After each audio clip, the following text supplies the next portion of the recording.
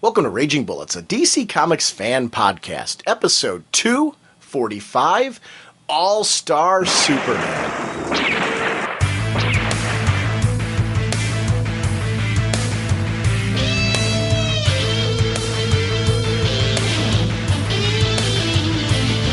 Welcome to Raging Bullets. I'm Sean Whalen, drnorge on the comic forums, and I'm joined as always by my co-host Jim. I thought we were doing a short segment on All-Star Superman. So says the sensei of the whatnot, Segulin, and the Duke of You Know. How's it going, eh? Yeah, this is a pretty lengthy episode. What happened was, unfortunately, we got the news this week that Dwayne McDuffie had passed away. And we were going to do a short segment kind of spotlighting the movie and talking about favorite moments. And we heard that I really wanted to do an episode dedicated to Dwayne McDuffie's work. And this film, just to me, epitomizes what is great about a great writer taking and adapting a 12-issue story and doing it so well. So I went and reworked my notes, and I wound up with 6 pages of notes. And it wound up being one of those things where I'm like, Jim, I really want to, let's talk about this and really kind of delve in depth to the themes that are in this thing. So this episode is dedicated to Dwayne McDuffie, his family, friends, listeners who are, fans of his work. If this is your first exposure to his work, I highly recommend checking out the work of Dwayne McDuffie. As a reader myself, there's a lot of Dwayne McDuffie's work that I haven't had a chance to read that I'm excited to kind of check out and get to know him more as a writer. I was a huge fan of his JLA run. Really got into his milestone characters from there, so I'm looking for more of Dwayne McDuffie from this. But this episode's all about Dwayne McDuffie's work on All-Star Superman, the film.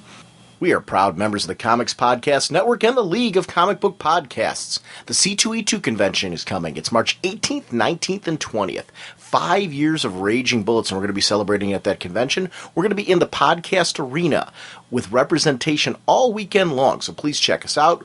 We love the Read conventions, and the great thing about the Read conventions is every year they seem to keep improving them. Last year was the first one for C2E2, and it's c2e2.com. Be sure to check it out. The guest lists are updated every week. It seems like they're always adding something new to the C2E2 convention, so we're excited to be there. But definitely let us know if you're going to be stopping by, and we'd love to meet you. This is a big anniversary for us, 5 full years of the show, and it's March 23rd is actually the anniversary of our show, and we're going to be at the convention, so it'll be a great chance for us to share that time with you. So we're looking forward to seeing you at C2E2. Our sponsors for this episode are DCBService.com and InStockTrades.com. We're talking a lot about Dwayne McDuffie, and the book Static Shock, Rebirth of Cool, collects the first 4 issues of the Static Shock series. And it actually collects also Static Shock, Rebirth of Cool 1 through 4. So it's a very cool collection if you haven't read Static Shock yet. And it's regularly $19.99, and you can pick it up for $11.99 at DCBService.com. So definitely check that book out. Over at InStockTrades.com, you can pick up the Brave and the Bold Milestone trade paperback. And this collects issues 24 to 26 from Brave and the Bold, plus stories from Hardware 16, Static 12, and Zombie number 6. It includes the first meeting of Static and Black Lightning, Blue Beetle and Hardware, the Spectre and Zombie, and there's really cool team-ups in those issues, and one of the writers involved is Dwayne McDuffie. And this is regularly $17.99, 38% off only $11.15. And that's DCBService.com for your pre-order needs, and InStockTrades.com for your collected edition and trade paperback needs. And remember, orders of $50 or more have free shipping. Jim, what kind of a podcast are we? Well, Sean, we are a spoiler podcast. We go in-depth into the plotline, story twists, and whatnot of All-Star Superman. So if you haven't watched it or read the original comic, you may want to come back later so you can better enjoy the show. I do recommend, and this is something we recommend at the end of this sequence, if the film is your first exposure to All-Star Superman, do yourself a favor and read the original work as well, because the original work is just fantastic. It expands upon everything we see in the film, but this film is just something I can't wait to talk about, so we're going to jump you right into it right now. Chloe, the Book of Ra isn't here. Jim, there was some very sad news this week, the passing of Dwayne McDuffie. And in honor of Dwayne McDuffie, it was funny, we were going to do, I thought, a casual chat about All-Star Superman, but I really started thinking about it, and I'm like, this guy has contributed so much to comics, and to these, especially the scripts of these films. He's done so many wonderful adaptations, and this one in particular, he took a 12-issue series that was very dense, had lots of material in it. It really kind of encompassed all of what was great about Superman from the Silver Age to present day into one 12-issue series. And he compressed this down into a film that runs a little over an hour. and yet didn't lose, I felt, any of the themes and important messages that were in this storyline.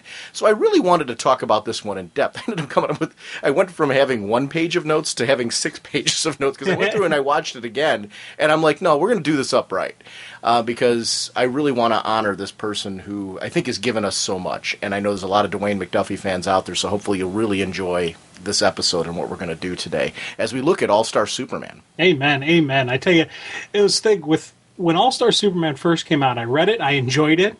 I thought it was a really cool story, but seeing the DVD, it hit more emotional feelings. It actually kind of like with the music background, with just hearing the physical dialogue instead of the voices inside my head, actually hearing somebody else's voice and the emotion that they carry behind it. I gotta admit, I got choked up, watching this. Whereas reading, I enjoyed it, but there wasn't that emotional connection.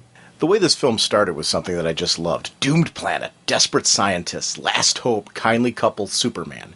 And that was something that theme echoed at the end of the film when we had Luthor actually say the same thing. So it was an interesting opening, but I love these little flashes because this was all mirrored with Dr. Quantum's experiment going on. And really the opening event that was going to lead to how did Superman get sick to begin with, to be dying, which is what he's going to be going through throughout this entire film. I really loved this bit because this is one of those stories that made me connect with Superman even more. And I do love stories that make me see his human side, yet see that there's this man with these powers where he has this super strength, this invulnerability. The one weakness to kryptonite, but in this film, he doesn't have that. He's really not fighting kryptonite in this one, he's fighting death. And it is a battle that ultimately he has to come to a conclusion very early on that he's not going to be able to win. So he's kind of going through his bucket list in this film. And I loved seeing that there were things, human things about this man that he really needed to make sure were in place before he could move on. And I think it's something we all eventually go through in our life or will go through. We have to think about our own mortality and the fact that we could eventually be leaving the earth one day. And it was just something that I thought throughout this piece that was, you touched on it right in the beginning, very moving film. And it's because it came from this great story, and I thought it was turned into a really great film. It's proof that if you take the comic work and adapt it properly, you get these amazing moments on screen. I would not hesitate to give this to any friend of mine who is remotely interested in comic book characters and say, hey, you want to understand Superman? Watch this. I mean, this is what he's all about. And this film encompasses that. Yeah, and talking just about adaptation of it, there's parts where you're seeing, it follows the flow, but you have like extra stuff in the comic that were left out. And to be honest, I was like, okay, you didn't really need those sequences in there. That was a good cut there. That was a good, way of shortening down so we still get the same impact from the story, but it doesn't go on too long that the whole movie is about just the one part of it. And I thought that for me was just this really impressive, just to see how they took, the full issues and down to just a little bit over an hour, was something that I was like, wow, that was an impressive feat. I would actually hand this to somebody, let them see it, and say, if you want more, read the series. That's the great thing about this. This is a great launching point for anybody who loved the film into reading the comics, because the comics have more. There's more that are in the actual issues. And it's something where I don't think anything would be lost in reading both. I really liked when New Frontier did kind of its film take on it, because it became a very different movie in my eyes. Even though it's the same story, the film is very different than the focus of, I think, the comic series, because it was compressed. And I think there's a lot of value to reading New Frontier after having seen the DVD of that. This has the same thing. I think this did it even better than I thought New Frontier did. And I think that's something that's been consistent with these films. I think they just seem to get better as they've been going on. And I think I've loved all of them. And it's just a great library of films. And I love that they seem to keep pushing the bar. That's not an insult to any of the ones that have come previously. I think each one sets the bar a little bit higher and shows a little bit more of what you can do. So I want to see more of these. And I'm thrilled with this DVD, and it's something that I just thought was cool. Dr. Quinton, He does this, was it Quantum or Quantum? Quantum, Dr. Quantum. I don't know where I got Quantum from. I put it in my notes as Quantum, and I'm like sitting there like, wait a minute, that doesn't sound right. Dr. Quantum. I liked his scientific curiosity. He knew the risks, but in that moment where he's like, I'm not ready to die yet. You see that this is an adventurer. And it's something I like about your Adam Strange type of characters and things like that you get in there. This sense of, science and adventure and the curiosity as this whole thing opened up. The biological time bomb, courtesy of Lex Luthor.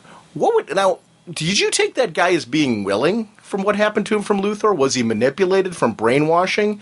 Because, there's all kinds of reasons that somebody would be willing to do this, like promises of future security for your family, manipulation due to chemicals.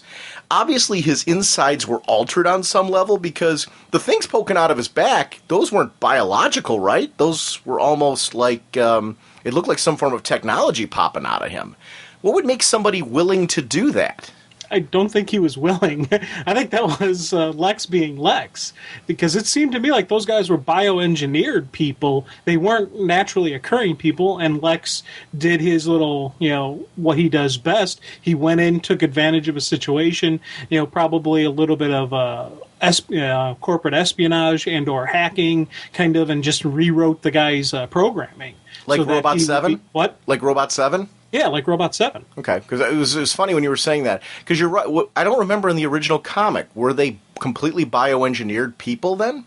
I don't know. Because Quantum makes this thing about the fact that he was killing his brother. Yeah. So that made me think, I'm like, well, what kind of relationship did these two have? And even if they were bioengineered, I've always loved in science stories that creations kind of, look at Superboy.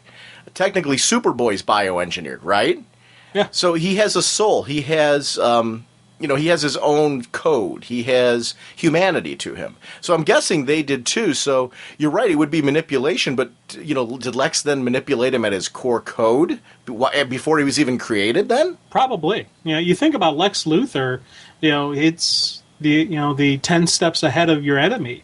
As soon as these things were starting to create, he probably keeps an eye on the guy because, you got to know what's going on and who the big fish out there are. So, Lex was working with the government at the time, so he had full access to their intel and their information. So this was a perfect opportunity for him. He knew Superman would fly in for the save, so he's like, okay, now I put these people in peril. I do this, this, and this. Superman flies in. I expose him. Bam, he's supercharged, and Superman's dead. I took it as 100% all Lex planning from the beginning as soon as he found out about this mission to the sun. Well, and I agree with that. That wasn't my point. My point was, when did it happen to this bioengineered creature? At conception.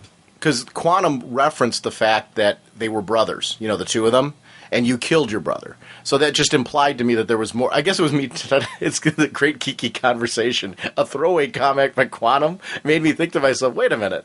They were brothers and he did this? So what was the relationship between these two? That implies that there was some kind of relationship between them, that you would feel that there was some sort of familial closeness to them. I just thought it was interesting because I'm like, wow, Lex really just got into the core. Because these creatures that we see, even when we get to Robot 7 later, they have conviction. Like, when this guy's speaking on behalf of Luthor there, he's speaking with a lot of conviction on Luthor's behalf. That wasn't something where it was like, hey, get him out of my head, I have no control over myself. He was actually speaking for Lex in those moments. So that was something where I was like, wow, pretty deep here. And I love that there's those little nooks in this whole thing that you can kind of look at on a deep level and kind of wonder, wait, how did that happen? When did Lex do this?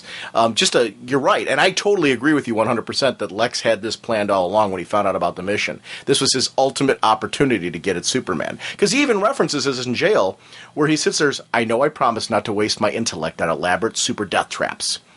But I woke one morning, looked in the mirror and noticed something. I'm getting older and he's not. Something needs to be done about that. So yeah, that's right there laying it out.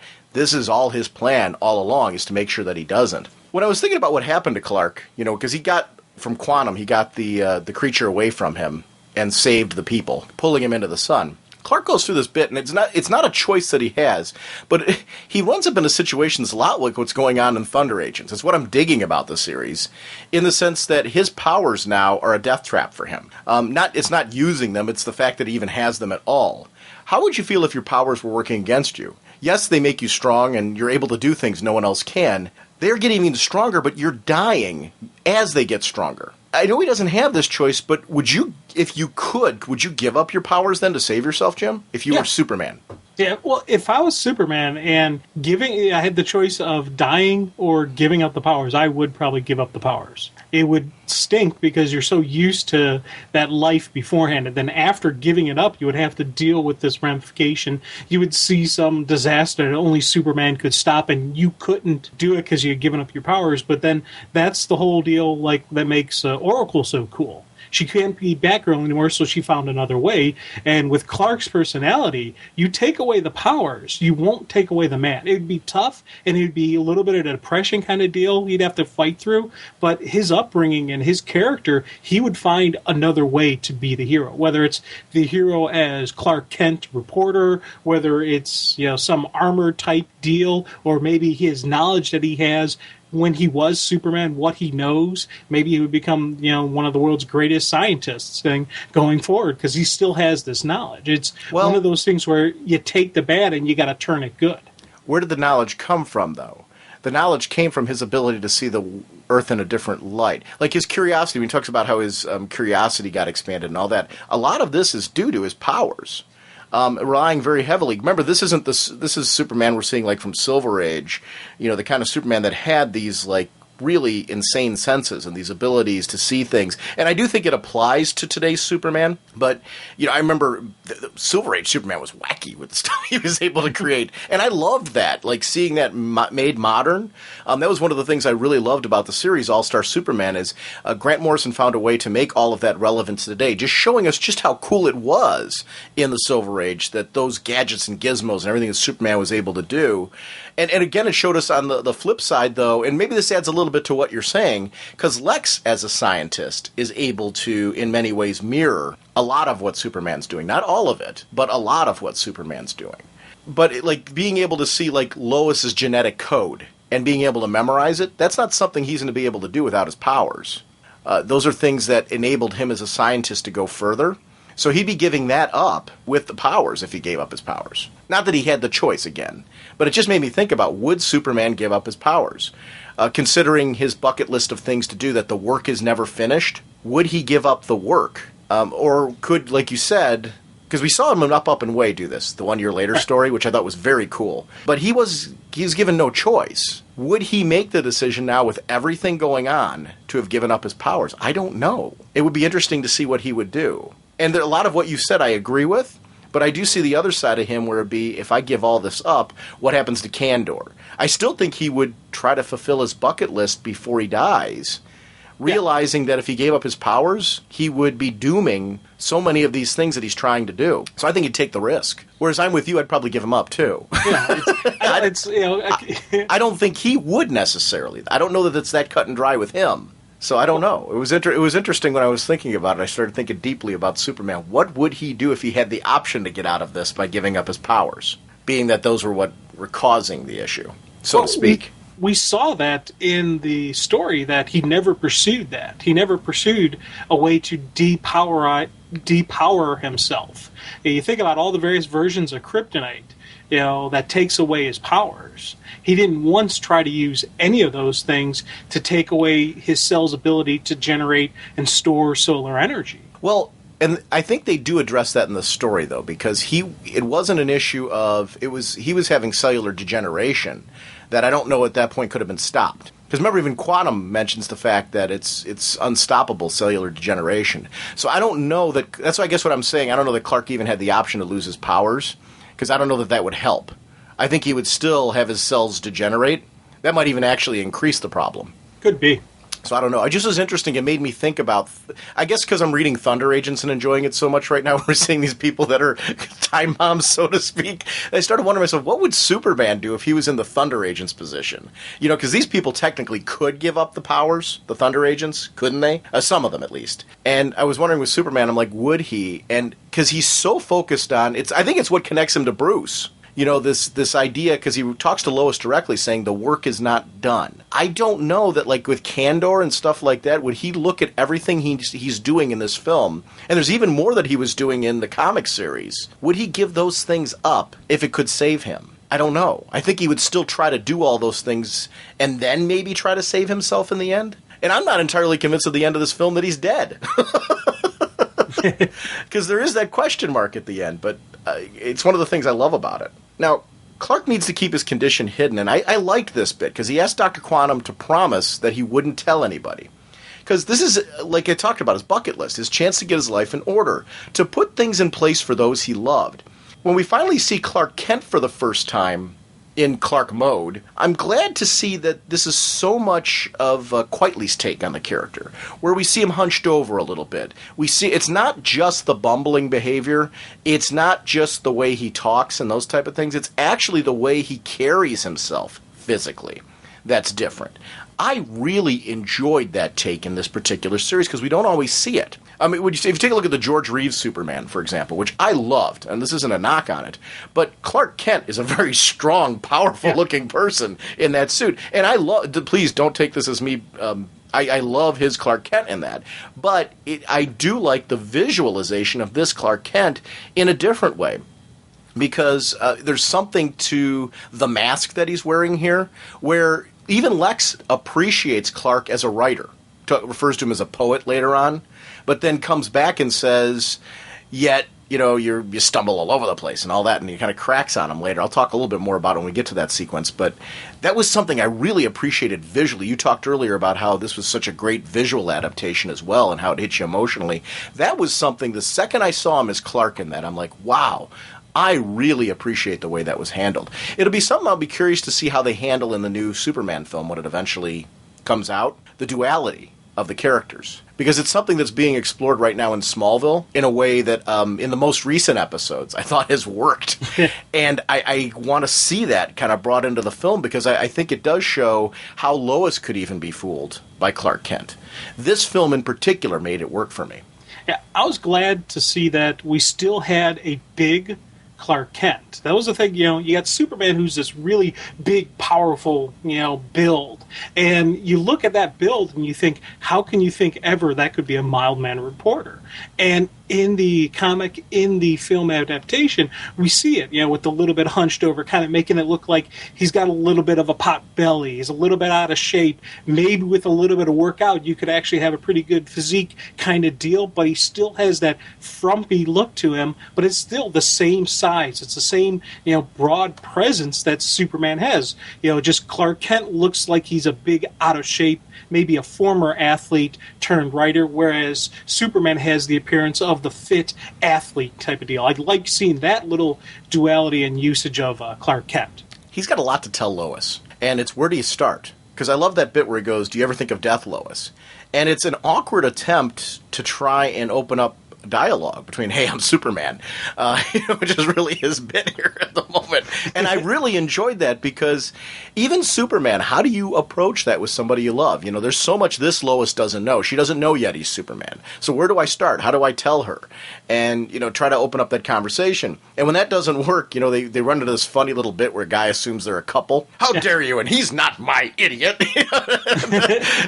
Which, this took me back to the Donner films. I always loved Lois's relationship with Clark there, where she would kind of backhandedly put him down a lot of times without realizing it, yet I always felt like she had a fondness for his code. Like Clark Kent was the hometown boy, and he was always just basically a good guy.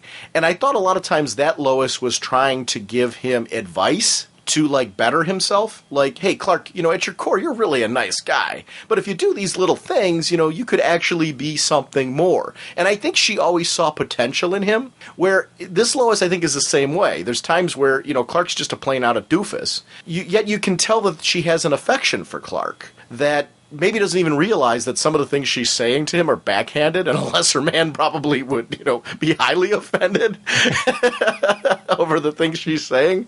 But I don't know, it was something that it added to me this sense of this is why Lois, with all the close calls, all the times that Clark has come to the table and she's like almost figured it out, why it was so easy for Clark to reconvince her again. It's always why I gave her some slack for the way she treated him at times, because he tried so hard on so many occasions to convince her that he was this bumbling idiot who couldn't possibly be Superman, that of course that would translate into her viewpoint of him. And I like that. It's something that, it's why I give her a little wiggle room in a way that I probably wouldn't other characters. I'd probably be really offended with another character for the way that she talks to him sometimes. And it worked in that situation because of it. It was cool. Yeah, and I liked how they showed Clark helping people without exposing the secret identity. And he did it throughout the entire movie, especially with that one guy where he bumps into the guy, delays it so that when the piece of the bridge falls down, it doesn't hit him.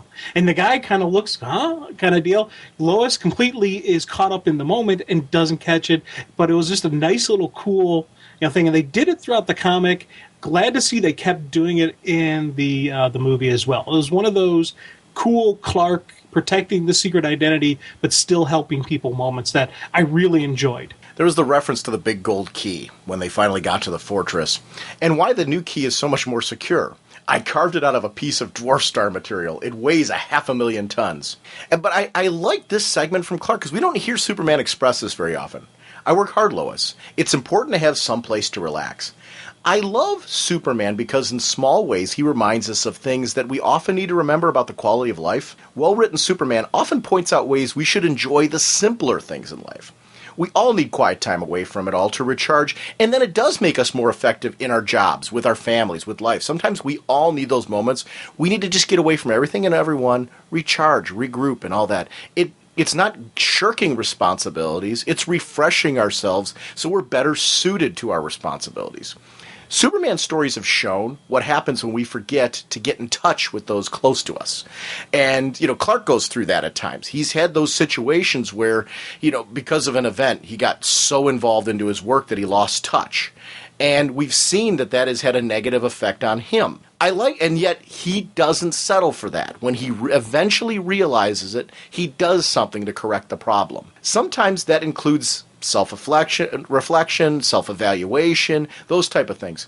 This need, it's something we're seeing in Grounded right now. I think it led him to those weak moments where he was able, because, when somebody goes through something traumatic and they're going to that point of self-reflection, they're going there because there's some weakness. Something has happened to them, traumatic, that you need to regroup from. You need to rebuild yourself and reevaluate. That left him open in Grounded. I thought it was kind of cool when I was watching this. I'm like, well, I'm kind of connecting with what dude's going through in Grounded right now, and why Superman was left himself open to be taken over at least manipulated the way that he's being right now. There was an opening there that we don't often see from Superman, but there is a humanity to the man.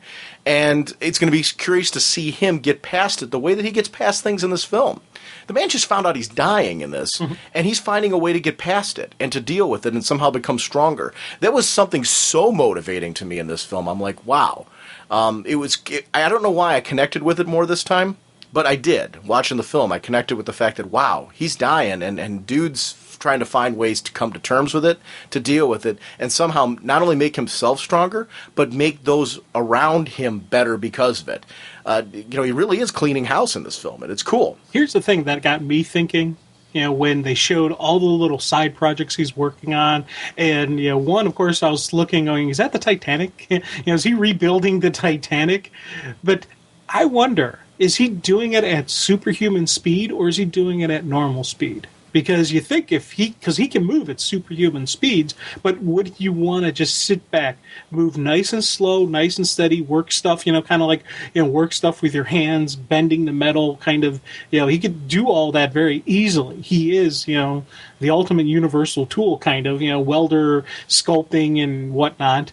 I wonder, how did he actually go through the rebuilding process? Was it piece by piece? Was it a quick zip here? Was it with him and the robots? Except, remember when when there's been discussions in comics about the Flashes in particular?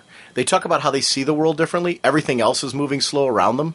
I wonder if Clark sees things similarly, where when he's moving at super speed, does he really see things at super speed, or does it look normal to him? So is he, in fact, when he's doing exactly what you're saying, step by step, is he? I think to a certain extent, when he's moving at super speed, he may be enjoying it just as much as we would at normal speed.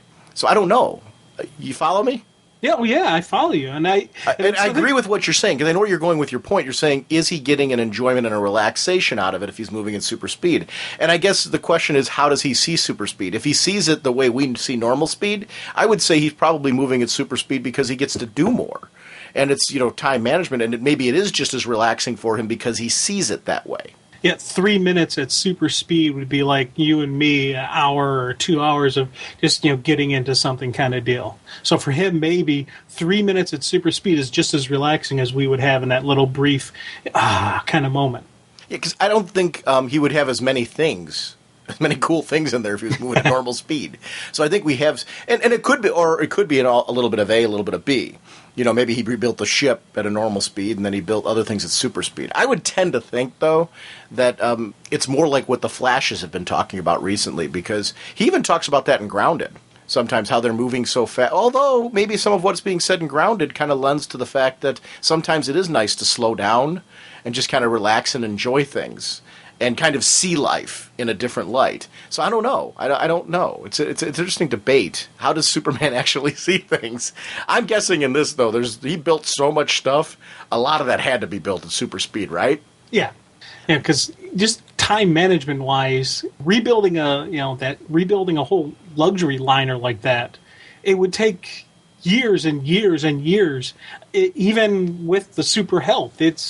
So you got to think that he's moving at superhuman speed. Then he'll go over here, do like that kind of stuff. Maybe there's times when he sits back, if like in some of your research stuff, you can't really move at super speed because the reaction has to happen on its own. So those kind of stuff, while that's going on, he's probably the ultimate multitasker. Him and the Flashes are multitasking machines. That they can work on like 4 different things at superhuman speed at the same time. And feel they've accomplished something at the end, which is interesting. The shower scene was hysterical. Lois accuses him of potentially peeking, and in one sequence it reminds us of the honest morality of Clark, and yet we would all be tempted to use his powers in ways that we shouldn't. Lois reminds us that she would probably cross that line if the roles were reversed. It was a playful sequence, but had some real honesty about what having superpowers could mean for anyone, and I think it does play into what we see with Luthor later. How easy it is to stray from a code, even your own personal code of, because Luthor's got this whole bit about how he's trying to save the Earth and doing all that. Yet, he has some opportunities there, and Superman, we'll talk about it later, Superman calls him on this. And I really like it because this sequence kind of built like a prelude to this sense of morality that's discussed throughout the entire film. And I really like that because I think as Superman, a good, well-written Superman story should make you want to be a better person and should make you look at yourself, in tiny ways and say, how often do I stray from my own code? Because we're human. We're making mistakes on a daily basis. Some of them are very tiny, some of them are big. But the important thing is to learn from them and try to grow and be something better. And I think Superman, when it's well written and done right, gives you that message. And this shower sequence, for a funny bit, I don't know what it was. My second viewing of this film just made me kind of go, wow, this gets pretty deep. Yeah. In a little sequence. The flowers when he shows up with them. Yes. I picked them on Alpha Centauri 4. They sing. Yeah. Do you think he still hears her when he leaves? Because, she's having this conversation with him that she's trying to open up, and he left and came back. Do you think he heard all that? No. There's on one hand, part of me was thinking he didn't just fly to Alpha Centauri at that point in time. He had already picked them, and they were growing in his own little menagerie that he's got there. So if that was the case, yes, he heard her. But if he actually flew into outer space, there's no way, super hearing or not, heightened, boosted up powers or not, there's no way you could hear through space. It's the whole thing, in space no one can hear you scream kind of deal. It's a perfect vacuum. You can't hear through that. My other question would be with him, even in the case, we've seen that he's able to focus his hearing, right? And he hears so much and he's able to focus it. My question would be, if he's focused on something else, is he able to tune things out? Or does he, like any human would, does he tune things out without realizing it? He was so focused on these flowers for Lois, maybe at that moment he wasn't paying attention. Is it possible for Superman to not pay attention? I'm guessing yes, right? Yes and no. I think what it is, if he didn't have the ability to limit where he was listening, he would go insane because he'd have every single noise around him. He has to be able to narrow it down to the single source or the single focus kind of deal. So, if it's the No Ordinary Family TV show with the little girl who's the mind reader, when she first gets her powers and it's really driving her nuts, and her mom's sitting there just teaching her how to focus on just the one thing, focus on the one thought, and that way she was actually able to have a normal life again. It's got to be the same way with super hearing. So if he opens up his ears for everything, then he can pick it up. But if he doesn't, he's only focused on one thing. Okay, I'll buy into that, actually. I guess what was making me question this one, his superpowers are increasing during this whole thing, all of them. So I'm guessing that includes his hearing.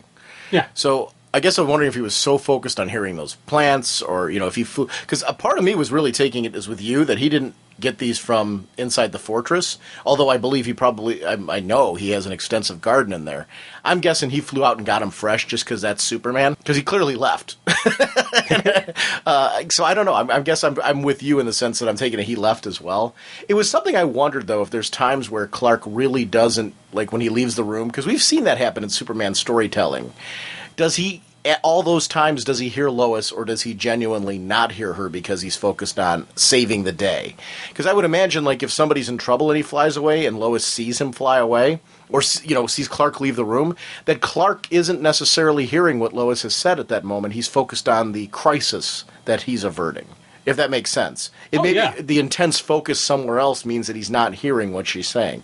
I just thought it was kind of cool because we've seen those moments so many times before with both Superman and Batman, but Superman more so. I think his hearing has been such a focus in comics in recent years, where I don't think it was as much when I was younger that he heard everything, because I don't remember having that feeling until recent years. Did you, as a kid, grow up thinking of... I knew he had super hearing, but I didn't realize how much he actually heard until it's been explored in the last, I don't know, Superman Returns explored it, and the comics were exploring it during that time. I don't remember having this sense of Superman hearing everything at once and trying to focus on it. Do you remember that feeling growing up about him? Not at all. I always thought of him, the super hearing, as just some side power that he had that I never really even thought of it as a cool power kind of deal, or even thought of the weaknesses that could come with super hearing. It just, for me, it was always focusing on the x-ray vision, the heat vision, the breath, the flying, the power, the invulnerability. But that's something that I like, just this exploration of the hearing and the little subtle nuances of the superpowers that he has. And it's been something that the writers have been working really, as you said, been fleshing out, really, pretty good in-depth stuff going on, for the past couple years now, that we're getting a different idea and a different mindset where we would actually have these kind of conversations, where we'd have these actual kind of little debates about Superman and the powers, where I don't think before it would have been a subject or even a topic of discussion. It turned kind of a so what power, and I don't want to say a so what power. I thought superhero was kind of cool, but it wasn't one of those powers I'm like, geez, I've got to have that one. Into a power where, first of all, you understand some of the weaknesses due to it, because it would get overwhelming and you'd have to learn how to focus yourself, which I love that trick of it. It's not just that you have to, because I took it as a kid growing up, it was kind of like Lindsay Wagner and the Bionic Woman. She had the bionic ear, where she had to focus on the ear working. Yeah. You hear the all that stuff. I always took Superman's super hearing as working kind of that way. Yeah, he had super hearing, but he needed to focus to get it to work. Kind of like the X-ray vision and the heat vision doesn't just shoot out all the time. He's got to make it go out. So I always took the super hearing as being on that kind of vein. If he focused on using it, it worked. So that was kind of how that always worked for me. But now I see it in a different way, that he really has to mentally focus on tuning out things and focusing on what's in front of him, which I think is kind of an interesting little change for the power. Now, I love this bit with my fortress is only for people closest to me, showing that this is his alone place, his away time. We all have places like that. It's that place we go to read comics. It's that place we go to play games, to be ourselves, to get away. It could even be outside of your house. It could be a park that you go to get away from everybody, whatever. We all have those places we go to where we don't always take everybody. And bringing Lois there, this is a huge thing for him. This is that opportunity for him. People have invaded his fortress and stuff like that, but to bring someone there willingly and to make them a part of what this place is all about and this gift that he's planning for her just shows, to me, the real special nature of their relationship. I love the gadgets like the time telescope. We see Cal Kent the Superman of the 84th century. And this was some interesting foreshadowing because it made me ask a lot of questions as far as what happens between Superman and Lois in this story. Is it possible that on some level they have kids? Were they able to have a child because of the serum that she took? Was it because of what Dr. Quantum does later? Because she makes this reference. It's not I don't think it's a throwaway reference, that the guy looks a little bit like her dad.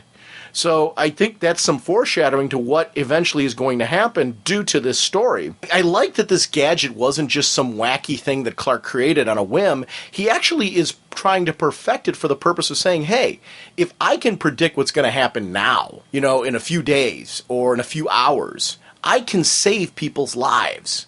I can stop major situations before they happen, not just react to them when they did. I like the prevention aspect of it, that he's trying to create technology to make himself more effective, to save more lives, to stop endless destruction. I wish he'd seen this tent that he takes down earlier, because later in the film, I should say, when he comes crashing back to Earth, because maybe he would have put it back up. But did you notice that when he crashed? Did you notice that when he crashed later on? He knocked the tent over and just left it. Yeah. We'll have to talk about that a little later. But I'm thinking about this time telescope. Like, it would have been nice if maybe you could see some of the damage that you leave behind, Clark. But I liked that bit. Did you question during the film, I guess I'll ask it now since I'm bringing it up, when they had that 24 hours and she was on that serum, I guess part of me felt that there's some things we didn't see on camera between the two of them. Are you talking some bow chicka wow wow Well, moments? yeah, I mean, I guess I am going there because I'm questioning, when they had that kiss and all that. And I'm not saying I wanted to see any of that. I didn't. But I'm guessing that there might have been more of a moment between the two of them. So I guess I'm questioning, is it possible when she was on the serum that maybe they had a child? Is it something later on in the film when Dr. Quantum, obviously he talks about using an ovum. I'm guessing we're talking about Lois's ovum. We see some foreshadowing that Cal Kent is a descendant of Lois Lane as well as Superman's DNA? Yes. I think completely that the ovum we're talking comes from Lois, and that's where the next generation of the Supermen come from. It's Lois's DNA as well as Clark's DNA, that makes the next generation of the superhero. As to whether those two did more than kiss, I'm actually going to say no. Okay. Just because that's in a way kind of like their first real date, and I can't see Superman trying to, take it any further than just that kiss. That it was like that pure love's first kiss kind of deal where everything is out there, everything's on the table. I can't see Clark, trying to go beyond that. For him, the love, the emotion, the expression between the two of them was enough. He didn't need to take it to the physical side. I guess I was taking it with them having such a long relationship, but you're right. In that particular moment, for them, it was kind of like a moment of more honesty between the two of them with that kiss. So I guess you're right. I don't take it that way either now, that it went any further. Seeing because I guess I was seeing it as, well, the two of them had this long relationship. This wouldn't be something that would be considered quote unquote quick, in a relationship. But you're right. She makes reference to the date like it's something new between the two of them. They're taking it to the next level. So I don't know. It's a good point. I guess I could see it that way as well. Now, the Sun Eater. Who would have the compassion for a baby Sun Eater to save it? Only Clark. I mean, last weekend, I got to admit, I bought a cosmic anvil at Target just in case I needed one. But it was one of those things where I was like watching them, like, yes, I'm making baby suns out of my cosmic anvil to feed my baby Sun Eater. I love the compassion of Superman because we see throughout this film, and it's something we're going to see later, that this man, whether you're a hero or a villain, whether you're a civilian or somebody who's more in the military end or superhero end, whatever you want to call it, he is compassionate for all life and sees all life as something special. Even the way he was talking about the flower that he brought Lois. He sees the world and life in a way that I think we all should. And it's something that I know I don't see it on the same level that he does. That's right. I like Superman because he makes me want to step up my game. And that was a moment that, particularly with the Sun Eater, I'm like, wow, that's kind of a cool little thing. I'm like, this dude saved a baby Sun Eater. I'd probably destroy it. I'd step on it like a roach. But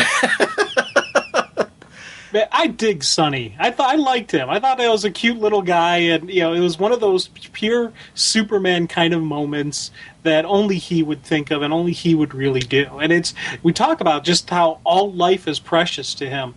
This really is a prime example of that, and we see later on that loyalty, love, it's returned back to him. That. What Superman did for him was returned back to him by Sonny. He stepped up when he was needed. I thought that was a cool, kind of full circle type of deal. Isn't Sonny like the mascot for Cocoa Puffs? I don't know. I'm calling him Sonny. Are these little tiny sons like his breakfast cereal, or what's going on? Sonny. Everything needs a name, man. So Sonny, I think, is a good name for the little guy. Okay, you know what? I'm not going to argue with you. I got to admit, I never noticed the gas flowing between the doors until the second viewing. Like, when I watched it the first time through, I didn't remember seeing Lois get hit with the gas. Second time through, I noticed that. I knew from the comic that, she was experiencing paranoia and everything she was going through. I didn't see that bit. It was a nice little attention to detail that the animators did. Just the doors rush open, the gas in the face. I guess I just... looked at her going into the lab, and I didn't see what happened there. It was kind of cool. Yeah, I was laughing because she was tripping. He kind of like, hey, man, got some cool vibes coming from here. And she just took it to the whole paranoid level. She's sitting there pounding down the water. She's all thirsty. I'm like, hey, she's getting the munchies. One thing I liked about it is it showed he knew that, which means he probably knew this at dinner, right? When they were sitting at the table? Because he knew this by the time she shot him later on. He was well aware that she was hit with the gas. So do you think he found that out before or after dinner when they were sitting there? I'm thinking after dinner, because he would have warned her ahead of time if before dinner, if he thought that she had been exposed. Would it have helped to warn her? I guess here's the thing. She was so paranoid that I think he had to tread lightly no matter when he revealed it to her, because she was convinced, like, she was seeing things. Like, what she saw in the lab was not what was really going on. Yeah. That actually, you know what? He probably knew the whole time, but knew that she had to ride it out. It's one of those things where, again, with all the super senses, everything that's going on with him, because inside the fortress, he's got that all locked down, so he knows exactly what she was going through, and it's like, okay, just got to wait for the right moment, and just keep it cool. But when, the paranoia reaches its climax, and she blasts him with the kryptonite ray, He didn't really know that was going to have no effect on him. And he was a little bit, in a way, shocked. So, I don't know. I think it's one of those deals where he was so focused on what he was doing that some of it kind of maybe slipped through. I've got an answer for that. He mentions earlier that this has increased his curiosity and his understanding of what's going on with him. So I'm wondering if he deliberately let that happen in order to test it out. Was that his curiosity being so... Because he said his curiosity is exponentially being increased by his powers, by everything that's going on with him. Because he has that discussion with her over dinner. Yeah. So when he was having that, I'm like, wait a minute. Because it wasn't really until the second viewing that it hit me. I'm like, did he let that happen with the gun? Did he know all along that, because, with his super senses, and X-ray vision and all that, knowing that she was tripping out, hearing what was... there's no way he didn't hear what was going on, right? Or was he that focused on the, and here's my other take on it. Was he that focused on her present and getting it done? Because he talks about memorizing the 6 million or whatever, the pieces of her DNA code. Was he that focused on that he wasn't aware what was going on at the moment? I don't know, because I saw it two ways. I saw it either he was so curious about what it would do to him, thinking that, he really is immune, because he makes mention of the fact that he was assuming he was immune now, because of what happened. So I didn't know. I guess part of me wondered a little bit of A, was he curious about it and let it happen? Or was it B, that he was so focused the other way? And I could see both sides of it. I'm not really sold on it. I loved that about this film as I watched it again, was that I found that there were so many things that weren't explained that I was curious about. You know what it could be? I got something just popped in my head. Okay. He may have super ADD, attention deficit, where he's all over the place now. His curiosity is such to a heightened level that he is going, popping back and forth, doing multiple things at once. And when you get that way going, he could, something could slip through very easily. So it's focusing him, jumping from one thing to the other so quickly that he isn't catching certain things? Yeah, because on a normal person, if you're, especially if you got the ADD thing going, you can't focus on the one thing, or things can slip through very easily because you're like, oh, what's that? Oh, hey, what's that? Hey, jumping around kind of deal.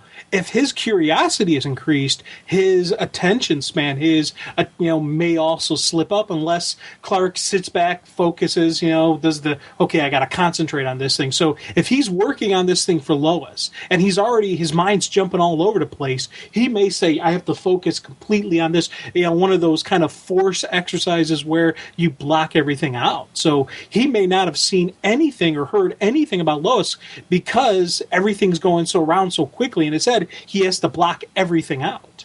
I also had a fourth possibility in that. He's so focused on this bucket list of his that when he gets working on one of the tasks, he tunes everything out around him because he's so busy on making sure that it's just right. It's finished just right. Because Lois's birthday present, obviously, he wanted to happen in time for them to be able to enjoy this evening together. Because he really had a full evening planned. That got derailed a little bit, which we'll talk about in a couple of minutes. But it is something where you get to see him focus on the work, because he references that again later. And obviously he knows he's a time bomb. His time is eventually going to run out. So maybe it's that as well. I don't know. I'm not sold on one idea. I loved that. And I think this is a very human discussion. I think that's the point of why I brought it up is that I found myself through multiple viewings and then reading the series as well. So that's what I'm, let's add more times with this story into there, kind of realizing that there's so much that could be going on with Superman in these moments. And part of humanity is when you get to know people, unless you're that person, you don't always know what they were thinking and doing. And I love that he feels that real to me in this story, that I feel like, yes, I know him, but like any friend that I know there's a lot of possibilities in what could be going on with him. And I love that my knowledge is opening up doors and possibilities. And careful little things that he's saying takes the story deeper than maybe even the writers intended. Both the film writer and the original story writers. So I think that was something that in this film, it really captured to me this sense of, wow, Superman's going through a lot. There's a lot going on here on the page. And not just Superman, though, Lois as well. I really loved Lois in this story. I think she's a character who, when she's used right, is incredibly interesting and compelling. And she's a character who, I talked about Jimmy Olsen. I'd love to see Jimmy in a series again. I'd love to see a Lois Lane series again. I think there's a lot you can do storytelling-wise with Lois, and this film is another great example of that. And I'm not saying it has to be, it doesn't have to be one of those series where Superman doesn't appear in it. You can have Superman appear in it, but the focus character, the focal point on that, I'd love to see be Lois. And the staff members of the Daily Planet. I loved in Supergirl, when Sterling Gates and Jamal Igo were working on it, that there was a little bit more exploration of what was going on at the Daily Planet. I'd like to see more of that. And I think you could do that in a Lois Lane book. So it's something that I'd kind of like to see, Superman's girlfriend Lois, or Superman's wife, Lois Lane, just Lois Lane, call it whatever. I think there's room for that. I always loved books like Steel and spin-off books, in the Superman universe, because it gave us a different take on it. I'd love to see a Lois Lane book again. Yeah, I probably the Lois we're seeing now, this Lois was a cool Lois. Definitely, the Smallville side Lois, and these are all powerful female characters that could hold the title, and could do something with it where it wouldn't just be about, the fact that it's Superman's girl. She is in herself her own character in her own right, is a very interesting and powerful character, even a hero, if you will, look at what she's done. So yeah, definitely they could pull off a Lois Lane book now. Not just in Metropolis, worldwide. Yeah. Showing that she's an investigative reporter, because we've seen her do that in the Superman books. She doesn't just operate on Metropolis. She's a correspondent that goes all over the place to get the big stories, to bring them in. She's their heavy hitter.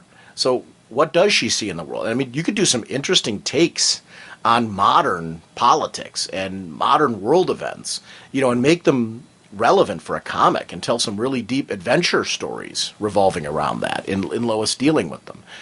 It could be a cool book. I mean, I just see a lot of potential and possibilities to it. And it would be different than if you did a Jimmy Olsen book, because Jimmy tends to get in those wacky out there adventures where Lois stories could be more grounded in reality. Or you could do some really cool, I mean, that's not to say you could, it's a superhero world, so you can get into all kinds of different events. I'd love to see her take on other heroes. How does she, when she investigates like a Batman, what is her thoughts on that? When she investigates it's not going to be a booster gold, but I mean like the JLI, how does she report on characters like that with events that are going on with them? I'd love to see that from Lois's perspective. It's kind of taken like a book like Marvel's, for example, to a whole new level, doing it's kind of a monthly book, different arcs. I don't know. I'd love to see more of that. I think there's a lot of potential with that book to be very different and yet set in the Superman world. It's kind of my take. I thought she was cool in this. I liked this discussion during dinner about why he lied so long. And, with Batman standing in, she's pointing out she still does not believe that he was Clark. And, she's trying to poke holes now in this, she thinks he's pulling his leg. And, the robot Clark and the robot Superman being used. But then her coming back to him, this is partially the paranoia, but it's also, there's a reality there. And this is where the paranoia is fed by something that's the truth. Doesn't that mean you've been lying to me for years? It would be difficult for a future to be built on that between a couple. It does show to me the amount of trust she has for him, in the sense that saying, okay, I get why he did it. But there had to be some forgiveness from her at some point in time over the fact that he lied to her for years. Granted it was to protect her and all that, but, as a couple, in order for you to be as strong as they are, and I do think Superman and Lois Lane are a strong couple, but I think and I think that's good for a couple to go through forgiveness at some point, where you have to, recognize that your partner's human. They can't be perfect. And, you've got to talk about these issues, and you've got to get past them. And I think it's something that's compelling about having a married couple in the DC universe, is that, we see this with Barry and Iris right now in what's going on in the Flashpoint story as it kicks off. This idea that, they've got to have some tough conversations sometimes. It's not always hunky-dory. It's hard to be married to a superhero, and we talk about how hard it is to be a superhero on the show, but for these couples that are married in the DC universe, we see why they don't always last. And the ones that do, I think it's good to have couples that last in the DC universe to see the difficult things they also have to go through. It's why I say I don't want to see every character married, but I'm very protective of the ones that are, because I think there's some interesting and unique storytelling you can do there with what they have to deal with as a married couple living that kind of life. And the fact that these strong women that they're married to have careers or have goals or they have things that are going on with them that may conflict with the hero. And I like that. I mean, it's, the Grounded, I thought it was so interesting to see Superman called on his behavior by Lois, where she's like, wait a minute, what are you doing? And it stepped up my, wait, that is what the role of a wife. She is the one that knows you so well and saying you are acting out of character. There's something wrong with you right now. You're not behaving right. You don't really believe this stuff. What are you doing? And I liked those moments, and it's something that I find interesting about these two when they're having this dinner discussion. I think those are very real discussions that two people who are looking at moving forward. Well, in Lois's case, she's looking at this as being the date that's moving them forward, whereas Clark's focus isn't there. He's looking at this as his opportunity to, in many ways, say goodbye to her, to have these special moments with her so she knows that he loved her, that, the feelings that he has are true. He wants to give her this fond memory that she can always look back on because he won't be there. But she's looking at him as a potential future mate, understandably, and calling him on saying, wait a minute, hey, if we're taking this to the next level, like she mentioned in the shower, you've been lying to me. Where do we go from there? It's kind of cool. Yeah, and it's, for me, I tell you, that whole conversation kind of had a different take on it because, and I don't know if it's probably because I'm single and you're married, you're looking at, with the relationship you have with your wife and just that whole, the foundation of your guys' marriage and what you've gone through, the various obstacles. With me, I've never, I don't want to say I've never had that kind of deep connection with, someone that I would, say, hey, what's going on? I would, for me, I don't see it as a big a deal as Lois is making. Now, I understand why she's saying it. I understand why she, brings it up and all the points you're saying. But it's funny, when anytime those type of conversations, those type of topics come up in comics about lying, I don't see the whole big deal of it, even though I understand it. And it's personal just experience. Now, for me, on the Superman side,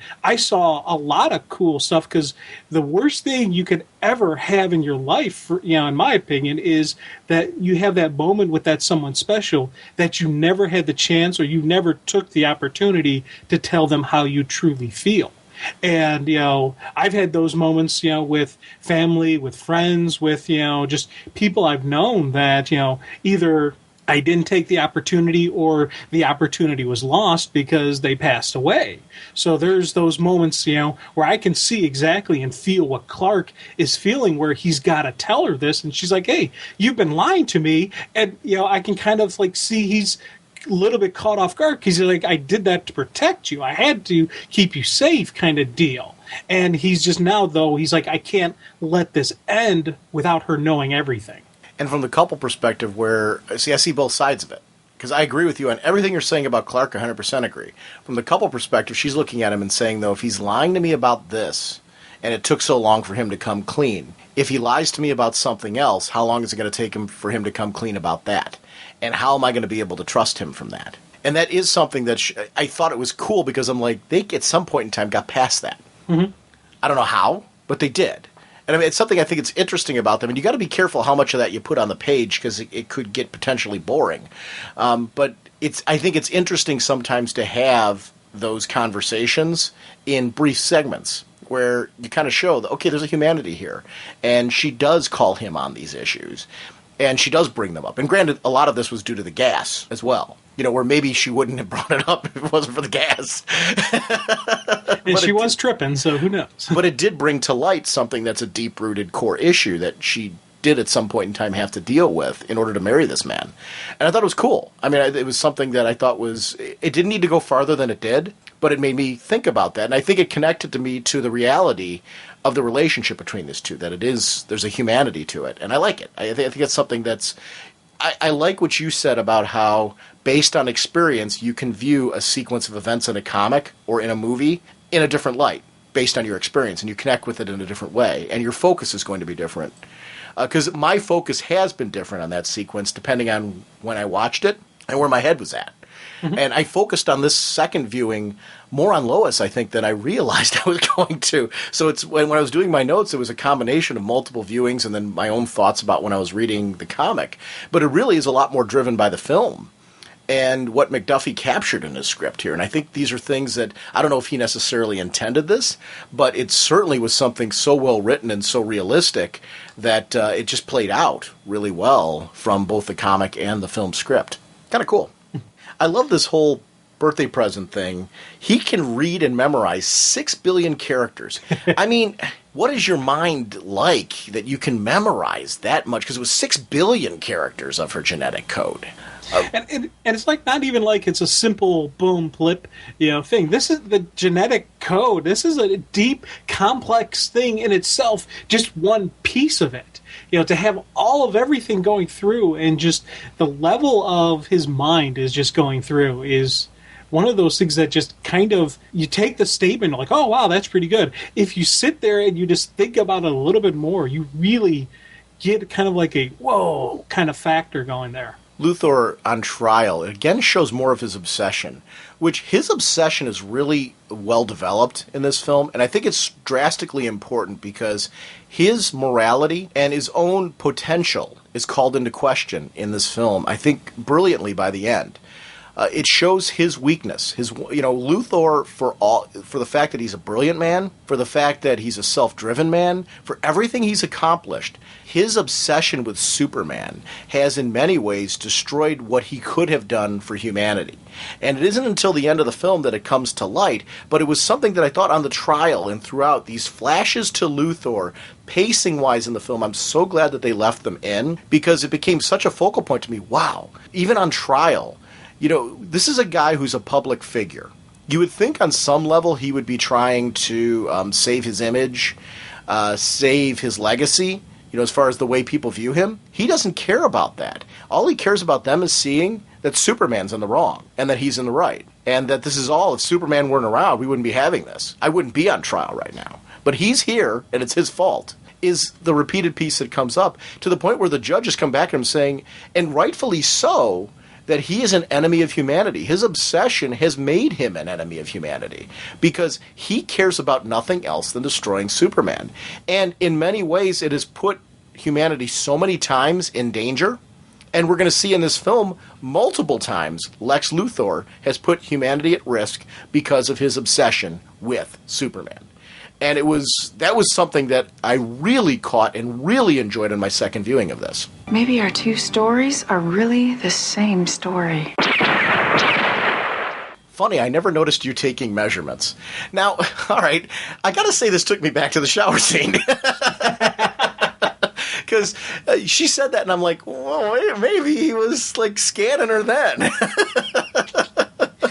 It's funny. Whenever I talk to non-comic book fans about Superman, about superpowers, almost every single time it comes back to, hey, X-ray vision, all right, kind of deal. So when that whole shower scene happened, then with her talking about her measurements, all that kind of stuff, it just kind of like, it had me chuckling a little bit more than probably was intended. It had kind of like that, junior high kind of, mentality and, humor behind it.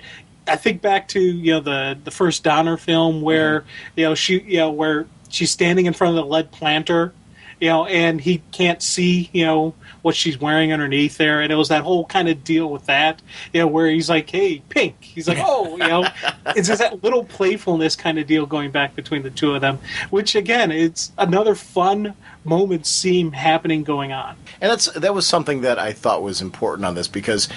Clearly with Superman, if he took her measurements, it was only to make sure that the costume was just right. Because I do believe that about him. I believe that he has a code. And I do believe that unless he was on Red Kryptonite, dude's sticking to his guns on that. But in this case, because it's a surprise, he would have done only the bare minimum he needed to take her measurements in order to get the costume made. Whether it was in the shower or it was other times previously with the two of them where he would have done that. But I thought it was funny because it made me think back and I'm like, oh, maybe he did. Now, Samson reminds us that having powers doesn't automatically make you responsible. And sometimes bravado, along with all kinds of other quirks. So we all have our personality quirks. I have my weaknesses. You have your weaknesses. They're going to be different for everybody. Sometimes they're tiny, sometimes they're big. But our little Achilles heels, when you have powers, a lot of times can wind up being huge, big problems. Bravado for Samson's his. Yeah, definitely one of those when Samson and Atlas first came into the picture. I was like, okay, this is a nice, cool side story that the CD was constantly doing, that the series did, but it wasn't just a side story. There's a little bit more to it. In this case, we're really seeing kind of like the flirtation, with Lois kind of messing with Clark a little bit, getting into the affection, kind of just getting a little rise out of him, kind of a payback for the secrets that he's kept.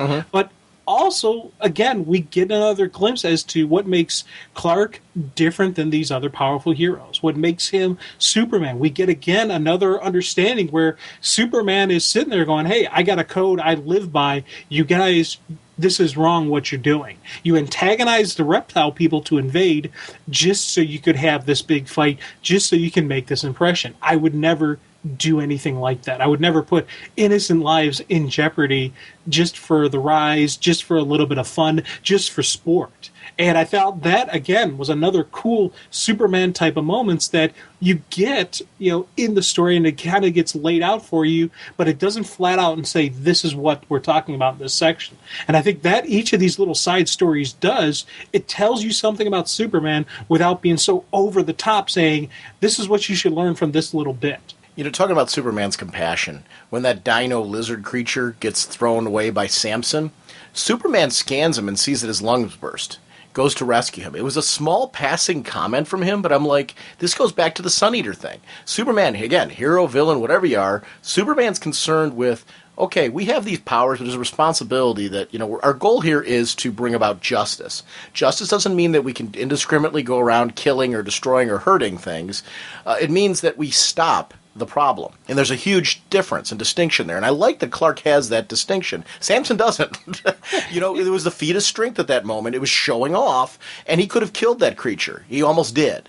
Well, he would have if it hadn't been for Clark. And again, it's the sanctity of life. It is everything about Clark that makes him such a cool superhero, that he has these powers and he doesn't cross the line. And it's not even just doesn't cross the line. He goes above and beyond to prevent anybody else from crossing the line. It's one thing where he could have let the reptile guy die because he didn't do anything. He didn't throw the guy out there. He didn't, actually take the action against the reptile, but it's the fact that by not doing anything, that creature would have died, so he has to act. And I think that is, again, a cool part of who Superman always is about. It's not just, I didn't kill you, it's I make sure that nobody else kills you as well. It is worth reading the comic book series, especially if you enjoyed this film, because you're right, it does flesh out this sequence of events a little bit more, whereas we see that Lois really was playing along with a lot of this to get him back for the lying. And it was something that I don't think pacing-wise, because they were under a time limit on this, they could have put into this sequence of events. But it is something where I think these two different mediums are an excellent companion to each other to enjoy kind of the visual majesty of this all playing out on the big screen to enjoying it in its original comic book form. I'm a big fan of this when they do these adaptations because I think there's something very valuable in both. And I think there's some very difficult decisions that I think that they're just getting to be experts at making as far as what do you put in and what don't you. And McDuffie did that in this script. But that was something that I think got fleshed out a little bit differently in the comic book and in a little bit more expansion. I do think it was important in tone that when they were talking about the challenges of the ages and the most incredible feat wins her, and Lois, in tone and the way she carries herself, wins me. Slight little comment, but the way that was acted and portrayed there, perfect, because it shows that she's not, it's not about winning me, fellas. It's about me deciding at the end. You can go ahead and do your little game here, but wins me? It doesn't work that way. It's a very Today woman, and I really liked how that was. It's one little throwaway comment, but it worked really well there. One thing that I did think about, and it was funny, when right before this whole reptile creature started and the whole reptile invasion, we see them go, take off and fly to the moon and do all types of stuff. And if you had those powers, if all of a sudden you were given 24 hours, you had the powers of Superman, what would be the one thing you would want to do? Wow, probably fly to so many places around the world to see things. I don't know that I would think outer space, because there's so many places in the world that I haven't been yet. With these wonderful artifacts and things that I would want to, I'd love to go to Egypt and see the Nile. I'd love to, so many things that throughout history have been like landmarks, go to Paris, see the Eiffel Tower, just landmarks. I would like to fly around and see those things. You're talking 24 hours, not a lot of time because you would want to stop off. I would want to share that with somebody. As many somebody's, obviously my wife, but then, there's things with friends I would like to do too. 24 hours, it sounds like a tense amount of time. I certainly wouldn't sleep. Yeah. 5-hour energies, baby. But I would be up that entire 24. I don't know that I would need one. I would be so charged with being able to do all these cool you'd be so things. Jacked up with what you're doing and all that. For me, it's always been outer space. Really? I would fly to the moon. I'd want to stand on the moon, reach down, feel the dirt or whatever you consider that, the just hold it in my hand and maybe even fly to Mars. I think would be a kind of a cool thing. It would be off the planet type of stuff that only quote unquote Superman can do. I would try to find one of those robots that are surveying Mars and go maybe 20 feet in front of it and write Sean was here. And then you see him down on Earth going, huh? What? Really mess with him. But say nothing. Because it's only 24 hours I'm going to have the powers. So obviously you don't want people to know that. So you come back, and then you just wait for it to be discovered on the news. Life found on Mars. Major Martian named Sean. And he speaks English. Or writes in English, at least. So that'd be kind of you make a little welcome to Mars kind of sign, put it in its path so it goes over the hill, and then it sees this sign, welcome to Mars. Or go home. Stop stepping on me. Message from Mars to Earth, leave us alone. would be funny. Or no, you know what you really do? You put John Jones was here. I don't know. It'd be a lot of fun. I don't know. That would be. You know what? Here's the real, honest reality: is 24 hours sounds like a lot of time, but I think there would be so many things you would want to do that you wouldn't be able to do in just one day. It would be a cool experience, though. Flying I would probably fly as much as I possibly could. Yeah. It would probably be to see how fast I could fly at first, but then it would be to slow down and just enjoy seeing things from that perspective. Because you're never going to see that again. You know, I would not be on the ground much at all, if at all. I would probably be, the flight part of it would probably be the most interesting part to me. Yeah. Being able to just see things from a way that nobody ever could. I never could. I would definitely go to a lot of places. I would probably be... It's funny, when you were saying about why you would like to go to the moon and all that, I'm like, well, that does sound really cool. Maybe I would like to do that. Yeah. It would be hard to decide. It would be very hard to decide what I would want to see. The plutonium-240 necklace. I kept thinking of that little green Martian from the Warner Brothers cartoons. So I'm like wiggling around. But it was interesting to see when Lois put that on, and she was so well aware of that the superpowers would protect her, at least during that time. And the necklace was something that, like, okay, I want to enjoy this. These are things that I'm never going to be able to do again. What do I have to do to make you keep your hands off my girl? Now, I didn't take that as Superman being sexist at that moment. I took it him as saying, okay, we're having this moment here, the two of us. You guys are invading it. What do I have to do to get you guys out of this? And the time traveler reveals in this moment that he knows he's going to die, and that it isn't really Superman's choice anymore. It's really an issue of, the countdown's begun, buddy, and there's things you're going to do, and I just know that, I'm going to be there to pick up the pieces. And Superman's realizing that, you guys need to get off the planet now, because when I'm gone, you are the last two people that are going to get anywhere near Lois. And that becomes an interesting shift of focus for this guy. The bit with the Ultra Sphinx, I liked this because it showed us again a different way that Clark sees the world. That, with his microscopic vision and stuff like that, he tends to survey and see things in a way and remember things that the rest of us won't. Because this is a guy that can memorize 6 billion, characters of DNA code. So obviously the back page of a newspaper that wasn't really the thing that the guy was trying to show him would be child's play to him. He remembered that ad for, surrender to the, Lexus Samaritan ad in the conclusion. And that gave him the clue that what happens when the irresistible force meets the immovable object? They surrender. It was just an interesting bit here with the Ultra Sphinx it wasn't Superman punching it, because the thing was blocked in such a way where Superman wouldn't be able to. It was answering the riddle, the unsolvable riddle. And that was kind of a cool moment for me to kind of see how his powers... And I'm assuming that his powers were reacting even more that way than they normally would, because, again, he's jacked up due to what's going on. He's jacked up. Lois is in danger. And, again, it was that whole moment playing out where Samson and Atlas are like, hey, sorry about this. We didn't think she would get in trouble. We didn't think she would get, hurt, and you see them starting to react and understand just the level of maturity, if you will, that Superman has over them. And I really did like seeing the intelligence side. Again, Clark's a very intelligent person, even without the super upgrade. So just him figuring it out, him seeing that, him noticing that, being able to put two and two together. Heck, I read the comic and I couldn't remember the answer. So it was good that he was able to figure that out. Now, the bit where Lois goes, I was alive and dead at the same time.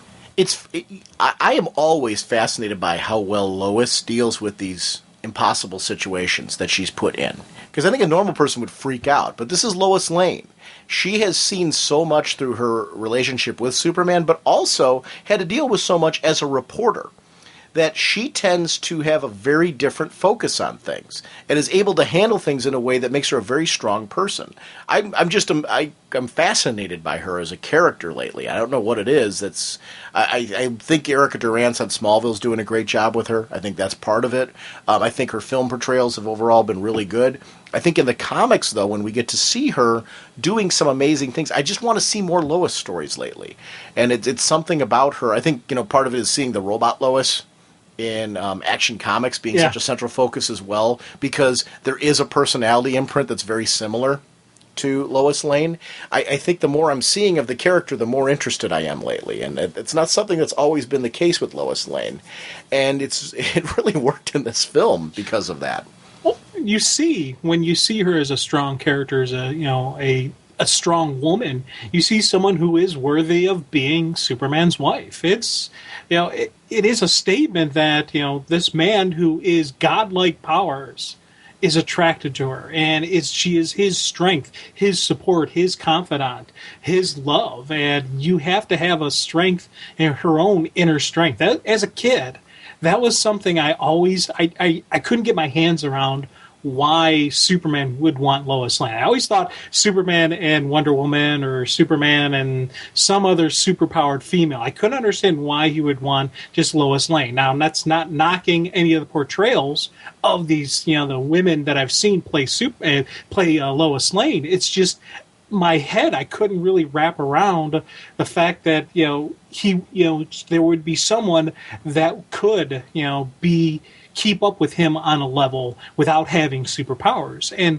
we see it in Lois in this story, in other portrayals of her that, especially the current stuff going on, we understand why this is Superman's love.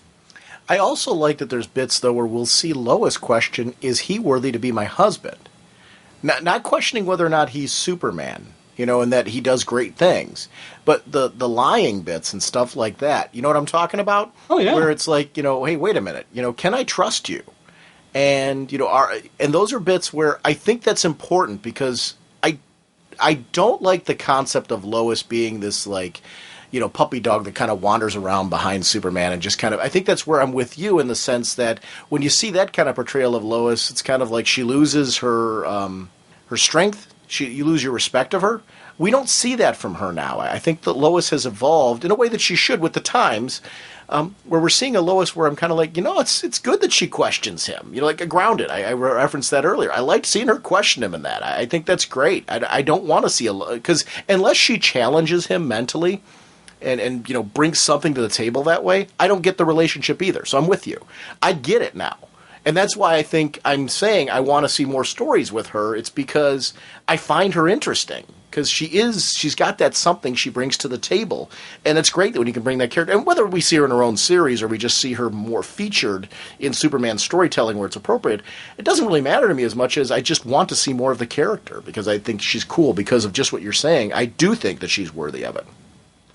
Now at the end with the two guys when they're making fun of him and his see the yellow in his shield and all that stuff, the build had been so great up to that point, and this was something where I thought it was really important the way the film developed this, because you've only got a short sequence of time you can work with, but yet you want to give us that same sense of, I want to see Clark beat these two down. Not saying that we have to have a big, long sequence with it, but you want to give that high-five, hoorah moment in that, and especially you want to see a jacked-up Superman against both of these guys. And we get to see that. You get that moment where it's like, Clark's enough is enough, guys. I love when he's doing the arm wrestling with the two, and it's really clear that both of these guys were pummeled. Yeah. Because Clark knew that he could, without, doing any real harm to them, pummel them. And I love that, the two guys got beaten down. We know that they're gone from the scene. Lois is protected, so to speak. But at the same time, Clark got a chance to have kind of his own little hoorah moment in there because, he was so patient with them. And unless you have the payoff of him, it reminded me of Superman 3. Remember when we had, the bully guy that was hanging out with Lana Lang? Yeah. And Clark kept, using his powers kind of in clever little hidden ways. You referenced it in this film actually earlier that Clark has this way as Clark Kent of sometimes sneaking things. That bit Christopher Reeve played that off well in Superman 3 where he was kind of playing around with that guy. Forget his name, but it was the one that was hitting on Lana, the hometown guy, and it would played off so well in those bits. And in the end of 2. With the guy in the bar, the truck stop guy, the truck stop guy. He did not the bar, the truck stop. You're right. Where he was doing the whole working out thing at the end. He came back and went and got a one up on that guy. Those were things that they don't mean anything unless you have the patient Clark beforehand trying to find better ways to deal with it. So it was kind of a cool bit that I connected with those two. And it was that classic punk kind of move where he's sitting there and you do the go and they're both doing. He's like, "Oh, I'm sorry. Did you even start yet?" Bam, and drops him. And then even afterwards, the reaction, you see them sitting there, the huge explosion, the water flying everywhere, and they're sitting there clutching their arm like he probably did a little damage to him, but nothing that they won't recover from. But really, just kind of, it was cool to see Superman do that kind of moment. Especially because he'd been so patient. Yeah. Like, I think if he'd started out with that, it would have been really, I'm like, well, it's really out of character for him. It wasn't in this case. It'd been kind of enough is enough. Lois almost died. Well, she did, kind of. She was stuck between that. Yeah, she was... And I would be angry, too. It's like, and I like seeing humanity from Clark. I think it's okay for him to unleash like this. Because anytime Superman unleashes, it's always with the sense of, who am I fighting and what can they handle? Yeah. And that was something that I got out of the moment. This whole sequence ended with the kiss that you referenced earlier. That was his bucket list thing where they went up and they kissed out in outer space because they were able to do it. But then, her kind of sitting with him going in that moment, and I agree with you now, it's actually the more that I'm thinking about it, that was more of a first kiss, kind of a first romantic moment, and he wouldn't have taken that further. The two of them afterwards were sitting on the rooftop just kind of reflecting on their whole day. And I think I was looking for that future Cal Kent. It was a possibility that it was actually a descendant of their real child, I guess is what I was looking at. And I do think now it's totally what Dr. Quantum finds at the end of the film. I guess there was that part of me was looking at, was it just what Dr. Quantum found, or was it in that 24 hours that they had an opportunity because of the serum to go that route? And I don't know that I even am thinking that at all now because of you've totally convinced me you're right on that end. But I love this kind of romantic moment with the two of them where they're just sitting, and it's clear that they've been chatting for some time when they got to this stage. And, she's kind of, the powers are wearing off. You do a great Clark Kent intimidation. You almost had me fooled. Wait till I tell him all this. Again, referencing to us just how deep his role as Clark Kent has been developed for her. She doesn't believe it. Yeah, and it's Clark Kent impersonation. You said intimidation. Oh, impersonation, sorry. See, I do listen to you, too. That's good. I'm going to get you later. I let you casting women as Superman go earlier. Lex is a scientist. This whole thing where Clark was bumbling around and there's that roving library there. But again, going back to what you're saying, he was still Superman in that moment. He saw that Lex could have been electrocuted. This is his greatest enemy and he saved him. I loved that bit. Oh, God, yeah. And I tell you, this was the scene, when I heard this movie was coming out, this was the sequence I so was looking forward to. I really wanted to see this Clark and Luthor interaction, and where Clark's protecting his secret identity, but he's still Superman underneath it all. And it really, was one of those moments that really hit home the personality and the intent and the whatnot behind Lex. And it's just this great portrayal of this What is the whatnot? Wait, what is the whatnot behind Lex? The whatnot of Lex. It's the Tao, the Zen, the whatnot. It is what it is. But it's the super brain who, yes, he's a villain, but he always has that, if it wasn't for Superman.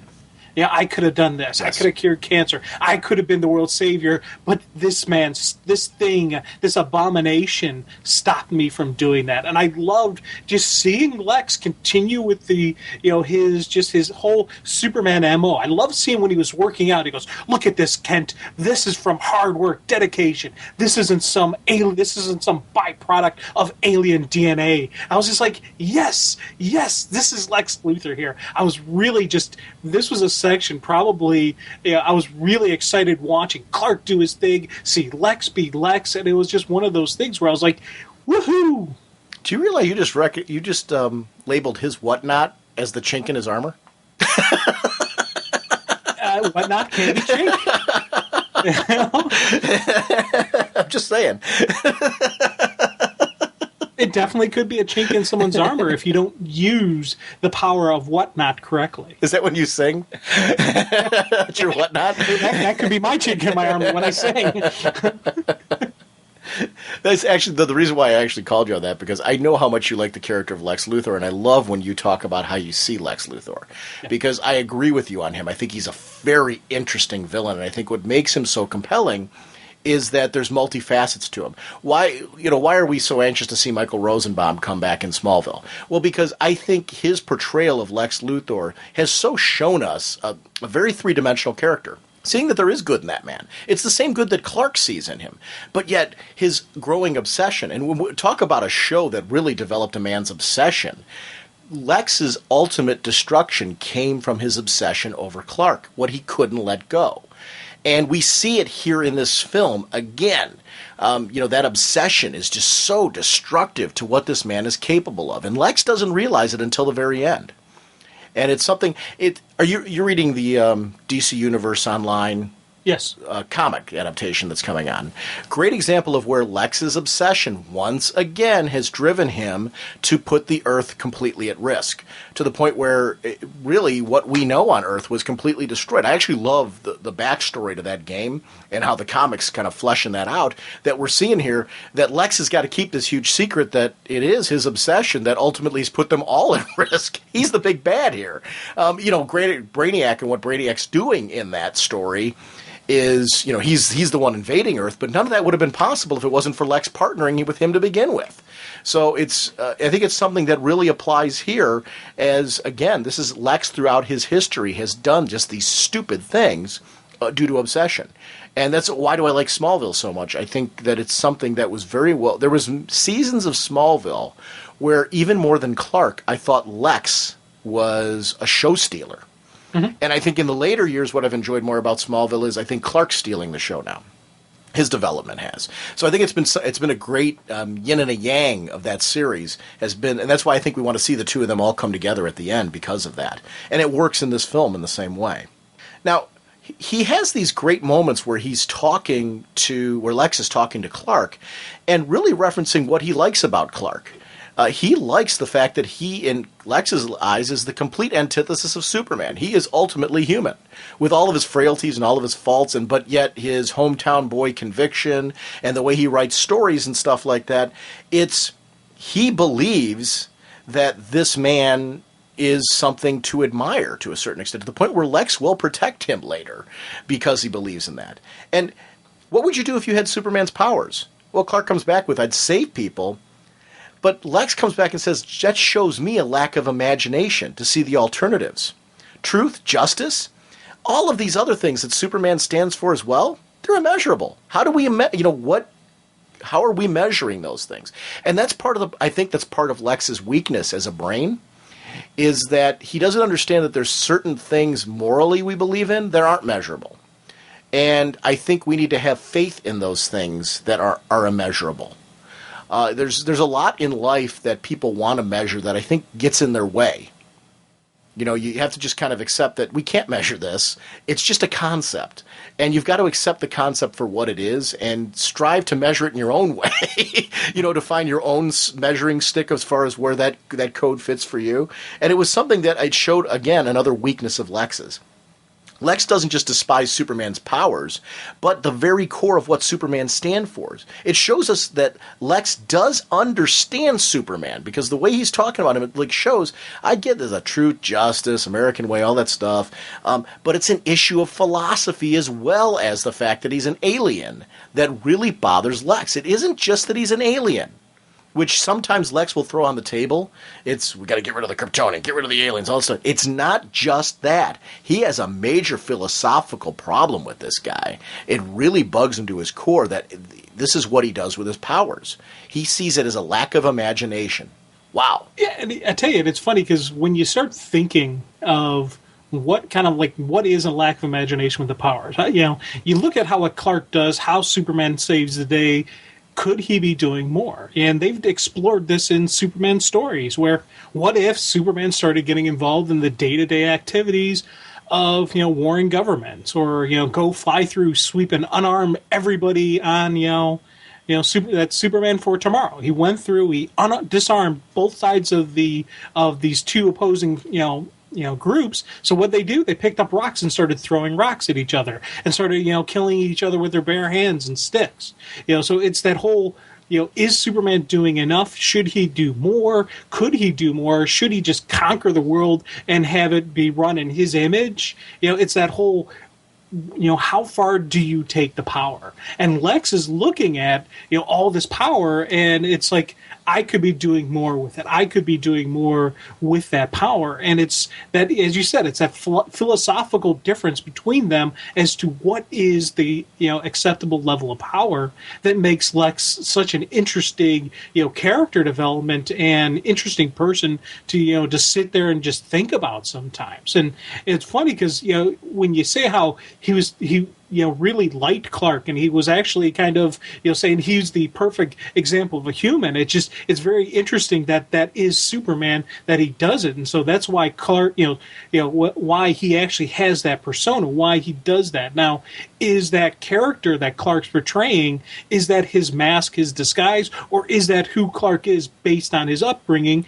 And it's Superman's the mask disguise. That's always the interesting debate. But hearing Lex call Clark just this great, normal, everyday person makes you sit back and really think, okay, is this Clark's real personality? Is this Kryptonian more human than any of us? Because he can hold on to his humanity and then have these moments where he goes and becomes a Kryptonian kind of deal. Except, you know what? I'm going to say this about Superman. It's one of the things I find interesting about the character. I think we get too worried about...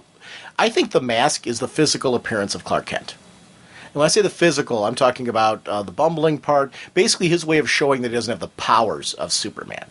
But Clark's moral code matches Superman's. When you think about it, what Clark does at the paper, the articles he writes, the things he stands behind, Clark never gives up the Kansas farm boy. Forget about where he came from. It's his upbringing, which you mentioned. I think both he and Superman have that in common. I think it's one of the reasons why so often in comics, those around him link the two of them together as friends.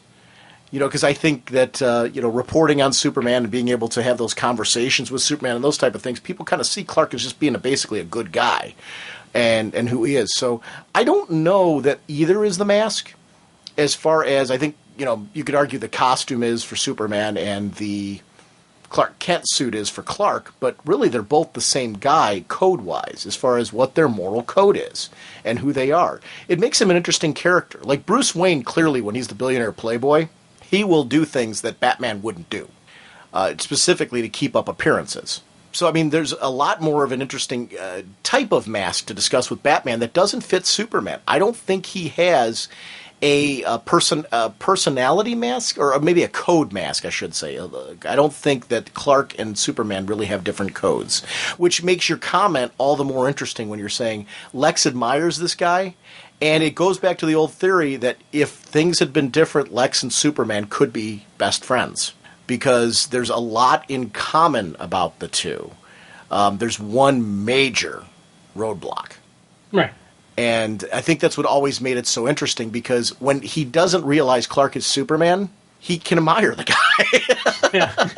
Yeah. For certain things that I think if he knew the full story, maybe he would admire. I don't know. I think that's something that it separates Superman from Batman. And it shows, once again, well-developed superhero characters are very unique.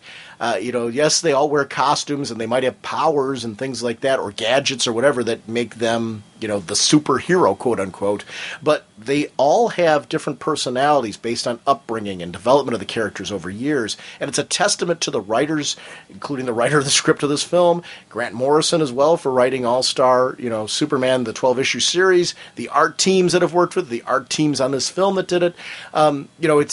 They bring to life just different takes, further explanations and explorations of the character that maybe we haven't seen before, that have made this character, why does it have longevity? Because we believe in this guy. We know him.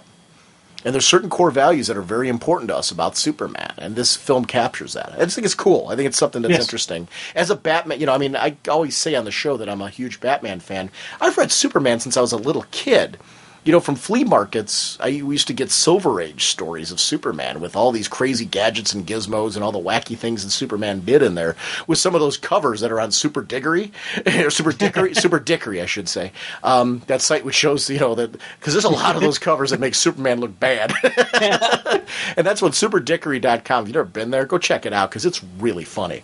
But, it's that character has had a rich history for me when I've read him since my childhood, and I love Superman for who he is and what he brings to the table. So this is fun to kind of watch this. Parasite. Yes. This is a great example of balance in this film and in the original comic series, that, you've got to tell some of these deep stories, but yet they've kept a lot of action in this. Superman is doing, from doing deep space feats to fighting characters like Atlas and Samson to now a classic foe of his like Parasite, who, because Superman's jacked up, is now jacked up. And here's Clark's big problem. He's dying. He can't reveal he's Superman because Ma Kent's still alive. Mm-hmm. Those who are, close allies and associates of him can't I think the Daily Planet people are already associated with Superman. But Ma Kent in particular, he has to protect his identity for, I would think. And he can't reveal to Lex Luthor who he is. She would be in danger. And obviously those close to him would be as well. So how do you deal with a jacked up Parasite in this moment and save lives? I love when the tear gas bit comes in. Lex is admonishing him along the way, saying, "Kent, stick with me, I'll get you out of this." But I love the way that Clark is so able to kind of bumble around and save lives in that bit without Lex, who's a brilliant man, catching on that this is Superman. He does things in a way where he uses his powers so things look accidental. Yeah. And it's something that I just think is or they either look accidental or they're just completely unseen, taking a use of the environment. I love that. It shows the experience of Clark. It also, all of these sequences build to, for people who maybe aren't reading Superman regularly, and this is where I think the story is really brilliant, because we're talking about this as fans who read Superman monthly. This is building, though, to an explanation that Superman is somebody who knows how to fight as a combatant in a variety of different situations. How to keep his, appearances up and all that other stuff. For fans who don't normally read Superman, when Lex at the end starts to recognize the fact that, hey, I need to up my game if I'm going to go toe-to-toe with him, which we'll talk about when we get to it. But I'm saying these are great builds to showing us how Superman has all this experience in a film. They reveal it all right here. I thought this was a brilliant part of the whole script, and the way that they put this film together was, this is a very nice contained piece for anybody who wants a Superman primer. Oh, yeah. And it was just improvise, adapt, overcome. You seeing Clark react to the different circumstances. You mentioned it with the tear gas. Once that was up there, he was able to fly, the guards out of the prison with super speed under the cover of the smoke. I thought, again, we always say heroes focus on protecting the innocent, saving the innocent lives, and even saving the prisoners who were getting, that Parasite was feeding off of. He still was doing everything he could to try to save these nasty criminals and these murderers and thugs and various evil people. Clark's still going to do what he can to save them. And I loved seeing just, Lex, the confidence and the ego that he had going on, that of course Parasite's going after him. He wouldn't even enter his thought that maybe he's looking for somebody else. No, it's all about Lex. And even in the end, when, Clark's able to, Parasite's just getting so big, and Clark's able to stop him with the big foot stamp that he says, "Oh, earthquake," as the building falls on it. What's Lex do? Runs up, fires a couple more shots at him. So, yeah, I told you I could defeat him, kind of deal. I loved just seeing that interaction, and it was something that I was like, this is outstanding. Again, great portrayal of Lex and really cool usage of Clark.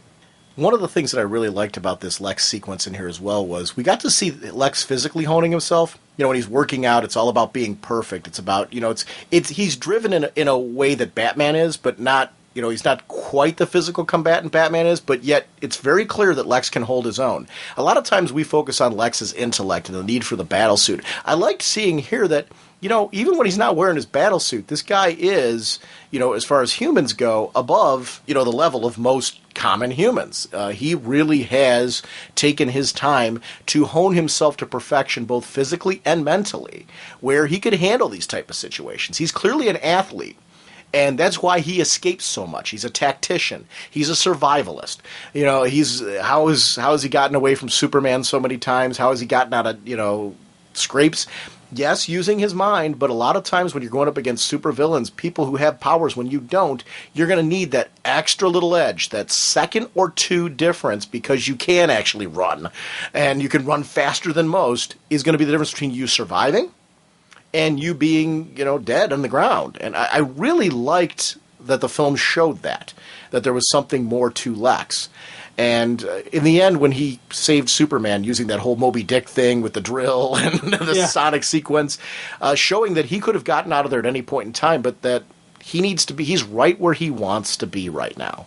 He's accomplished everything in his mind that he wanted to do. It's clear as the story goes on, it's going to be really clear that there's more to his plan than we ever realized, because he hasn't done his end game yet.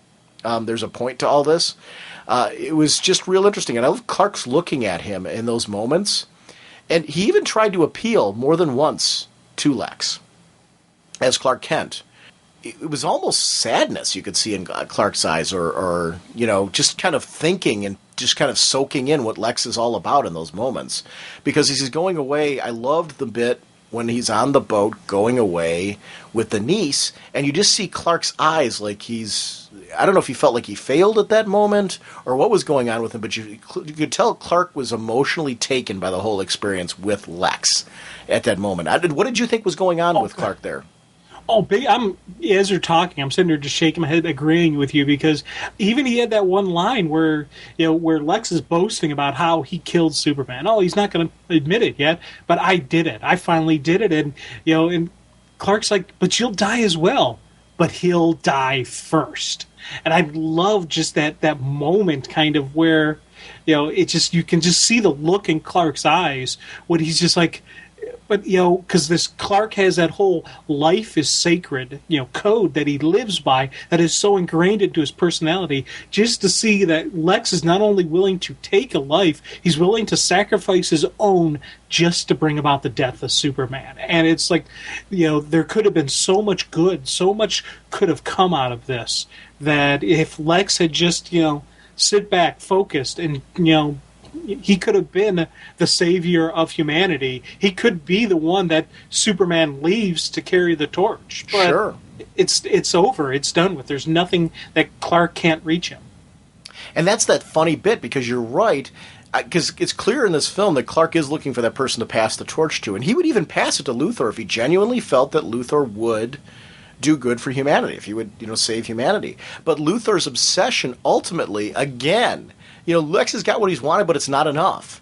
And it's to the point where Lex is we're going to see him do it, put humanity at risk again. Not just his own life, the life of countless humans at risk to accomplish his goals with Superman. He makes countless partnerships with beings and people who he should not be doing that with. We'll have to talk about that when we get to it, but it was that moment where I thought Clark was really trying to just kind of connect with them, and it's that sadness of seeing the potential and not understanding it. Because Clark philosophically, and this is where the two of them butt heads, doesn't understand having all that potential and yet not doing anything with it to help others.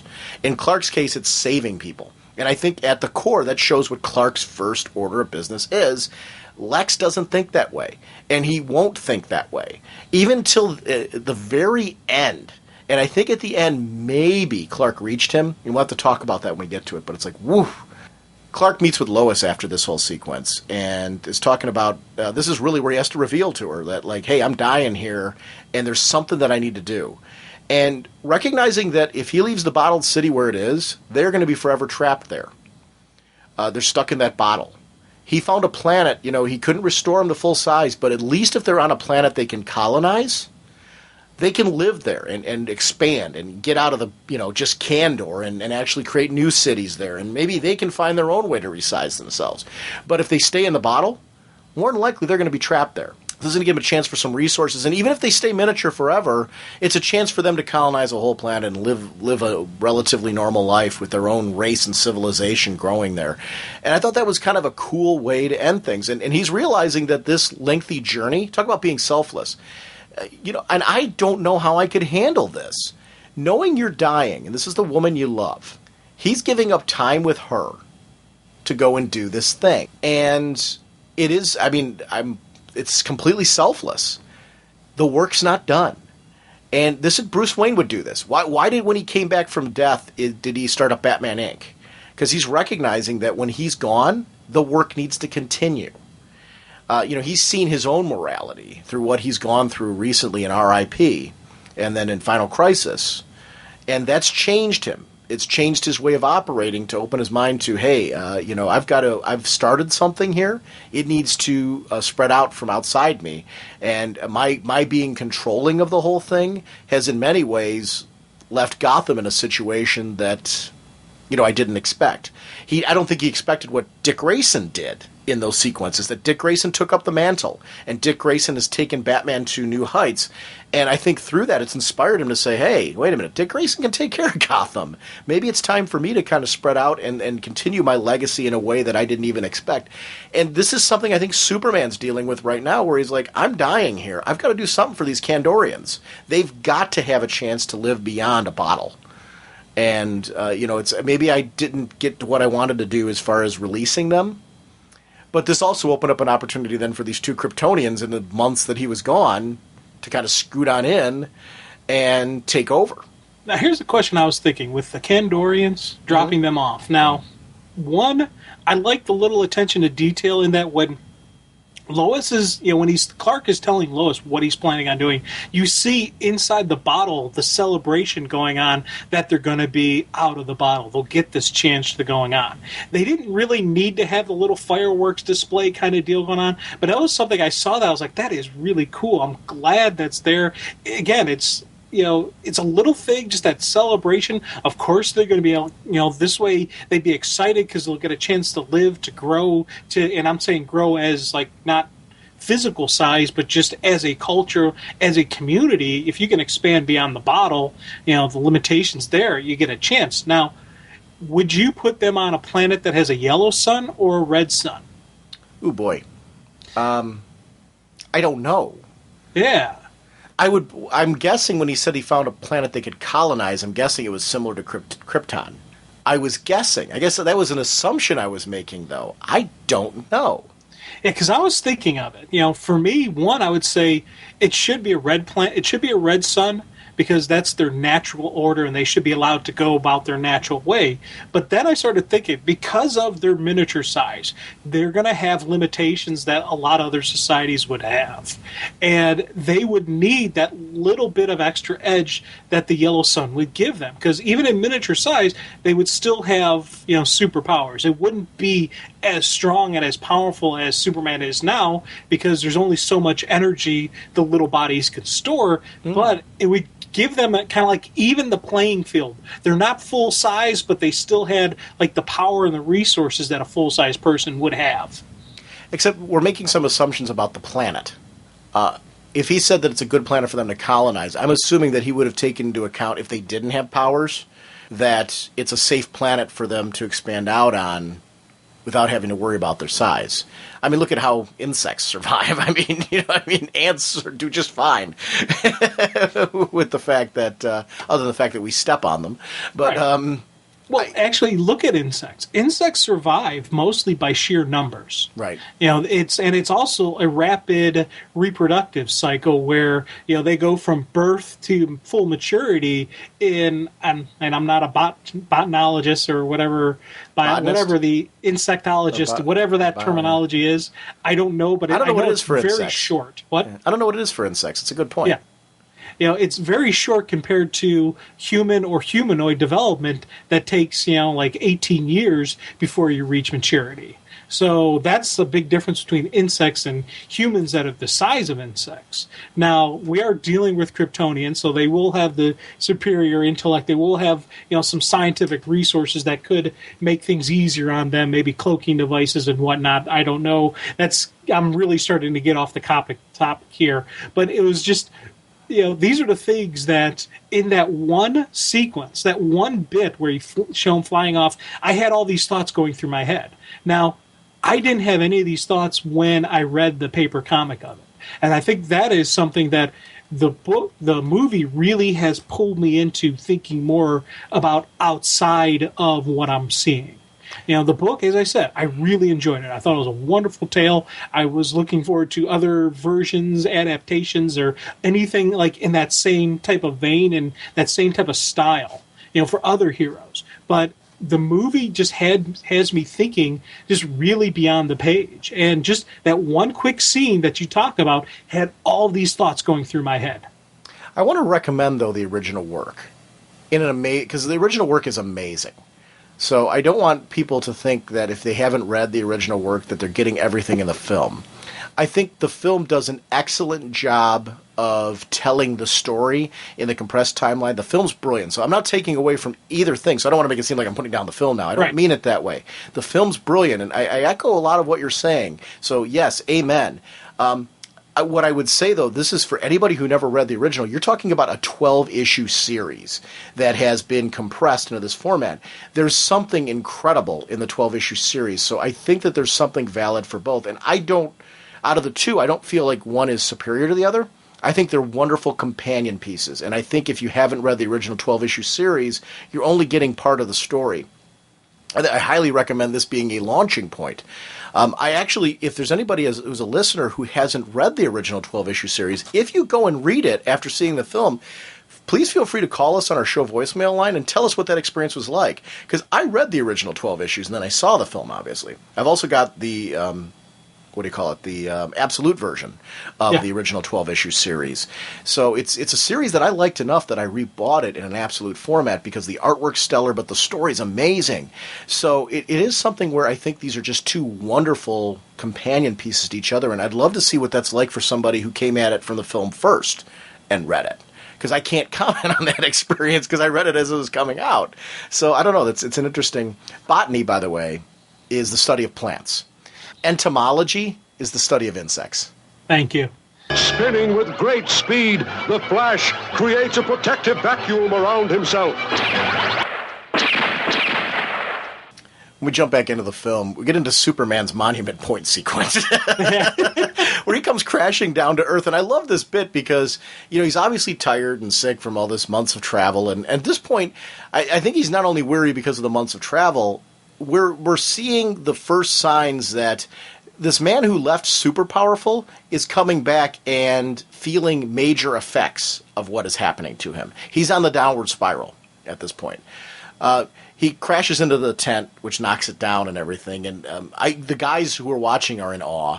But I do think this is a moment in Superman's defense. I don't think he necessarily is even aware of what he did at that moment. How did you take that sequence of events? Well, it was funny because the first time I saw it, I had the exact kind of reaction you were talking about. Like, hey, come on, Superman, at least offer to help fix it, put the tent back up for him. But it wasn't until like the second, watch through that you look at his body mechanics and just the way they have him moving, he's exhausted. It's one of those punch drunk kind of deals where his body is through the ringer getting there and back.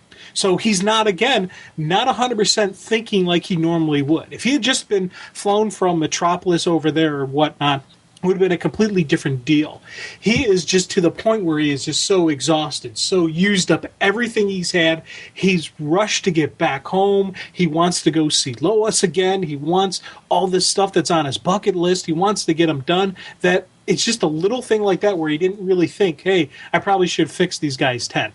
And that's where, again, it was noticing just his mannerisms, his facial expressions in the actual movie that I got these jive and I got this feeling from him that it really was an exhaustion thing. And it was maybe, I don't know if it was intended to intentionally, have us think, take us down this road, or if this is, again, one of those things that we're going beyond what's there in front of us, and just, looking beyond the pages. Well, see, I do think that's great writers, and this is going from the original series again to the film. I think a lot of things are just left there for people to interpret however they do. And I think that's true of novels, that's true of comics, that's true of wherever. You don't have to spoon feed us everything. Sometimes just, stick to the focus of what you're doing, and we'll do that on our own. And sometimes go a lot, and that's part of building the imagination of a story. If you develop your story enough, we're going to imagine a whole bunch of things that you didn't intend.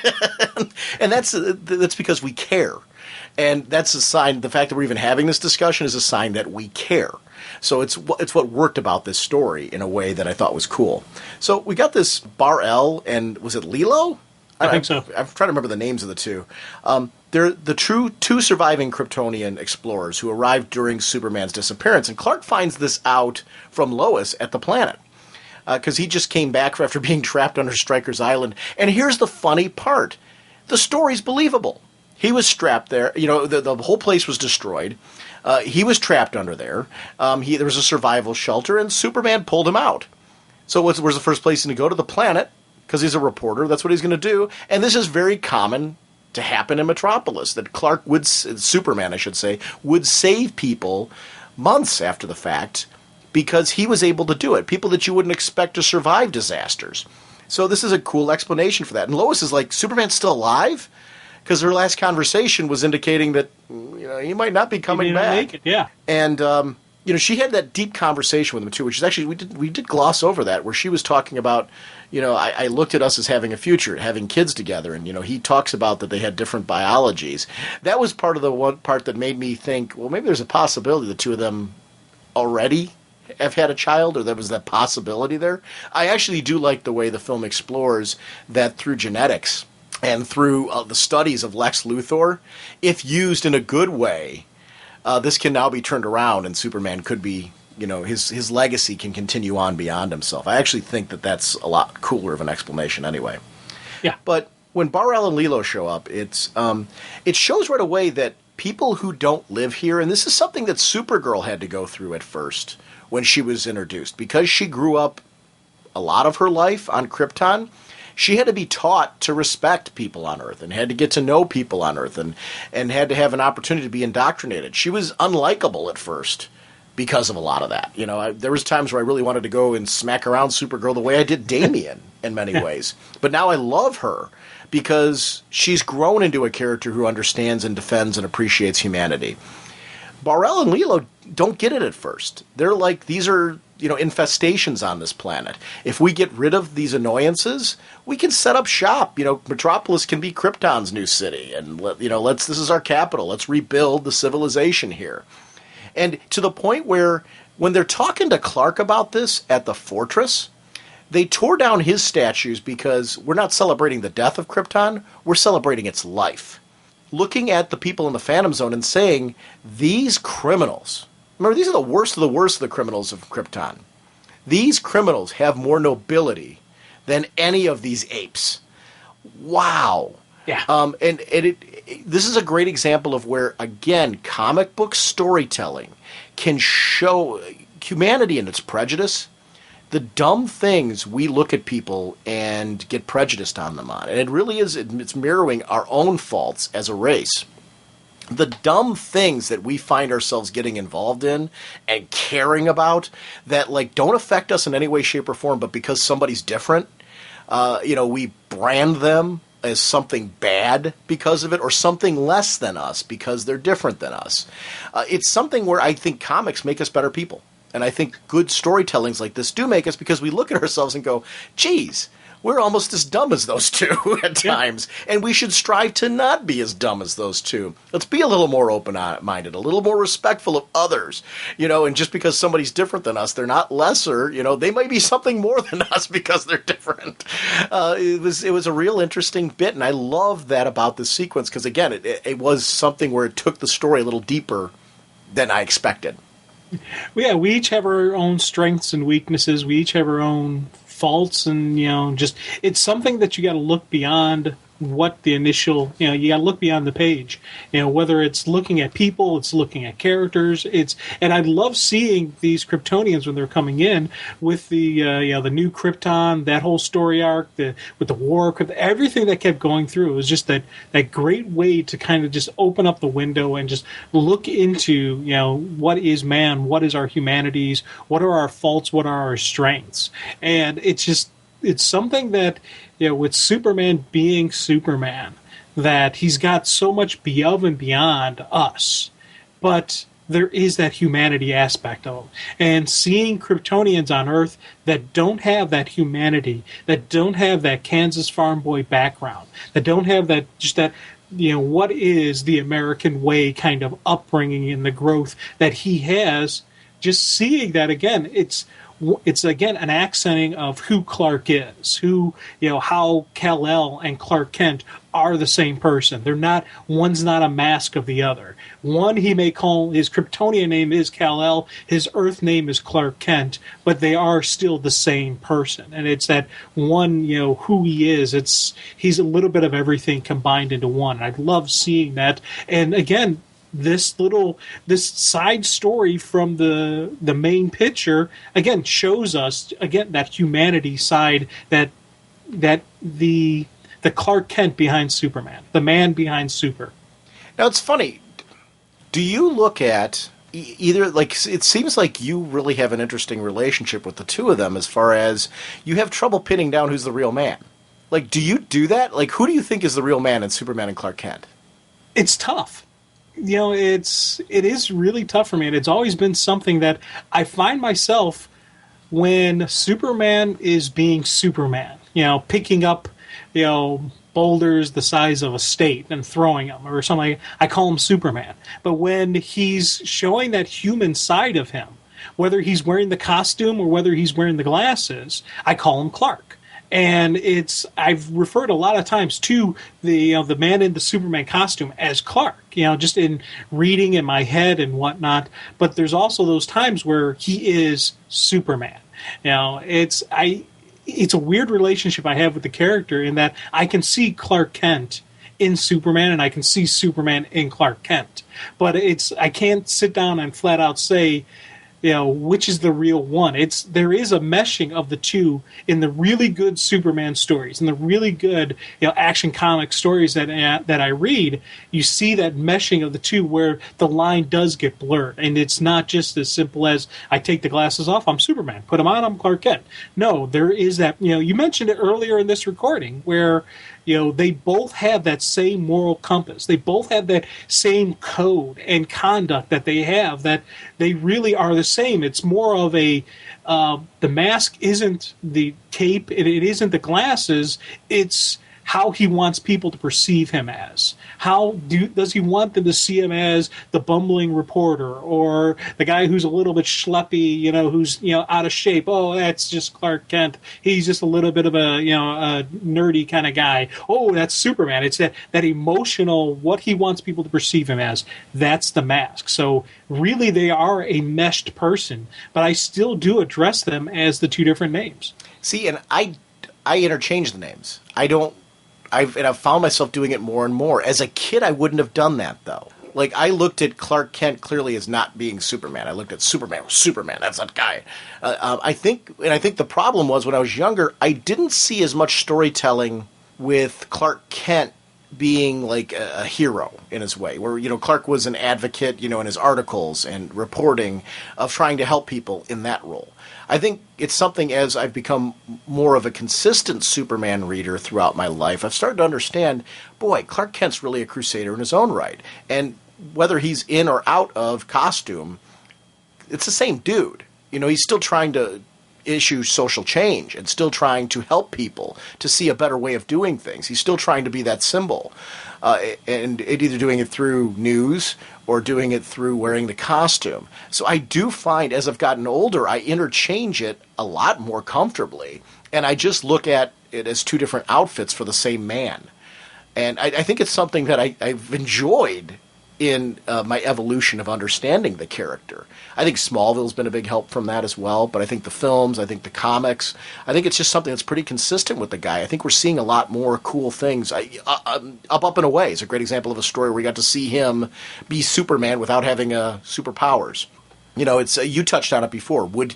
If he lost the powers, if he gave them up, he would still be doing something. And I do think we see him doing something when he's not using the powers, as Clark Kent now. So I think that's why I find it much more interchangeable. I also think the exploration of him with his family, and I think I've just gotten more open to seeing him with his family, where he's wearing the costume, when he's not.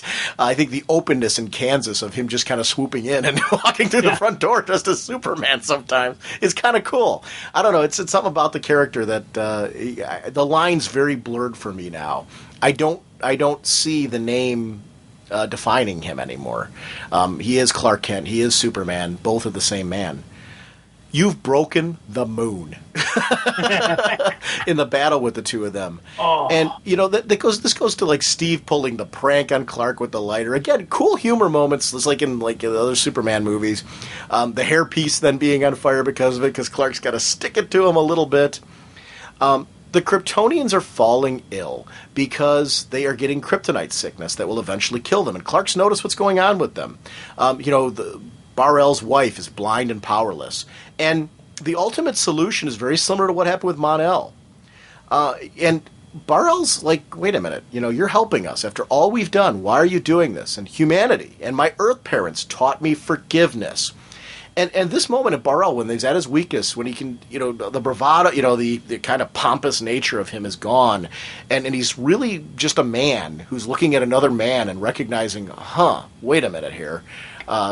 This is really what Kryptonians are all about. This is what we aspire to. And maybe I should have been a little bit more understanding of Jor-El and, this guy and given him, a chance to really show me who he is, recognizing that, wow, this is what I would want my people to aspire to.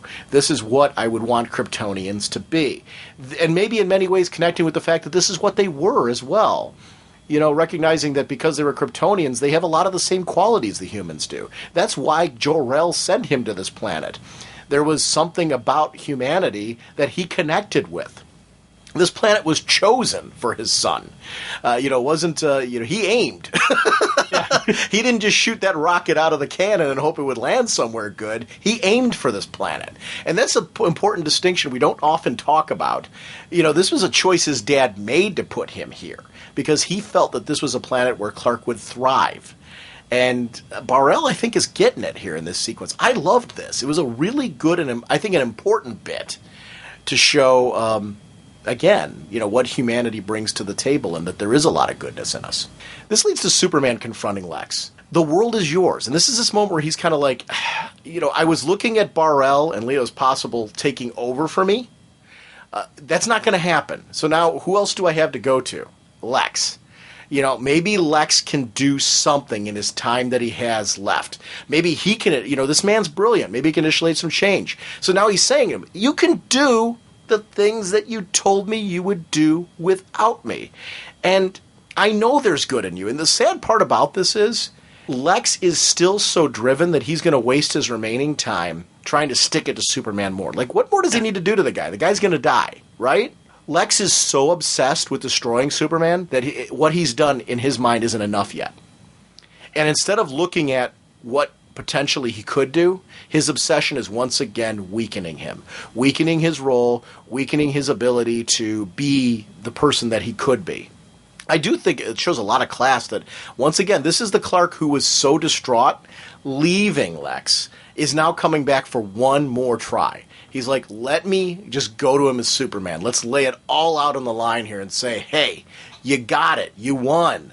This is me admitting defeat. You've got what you wanted. Just do something with it now. Just such a sad moment.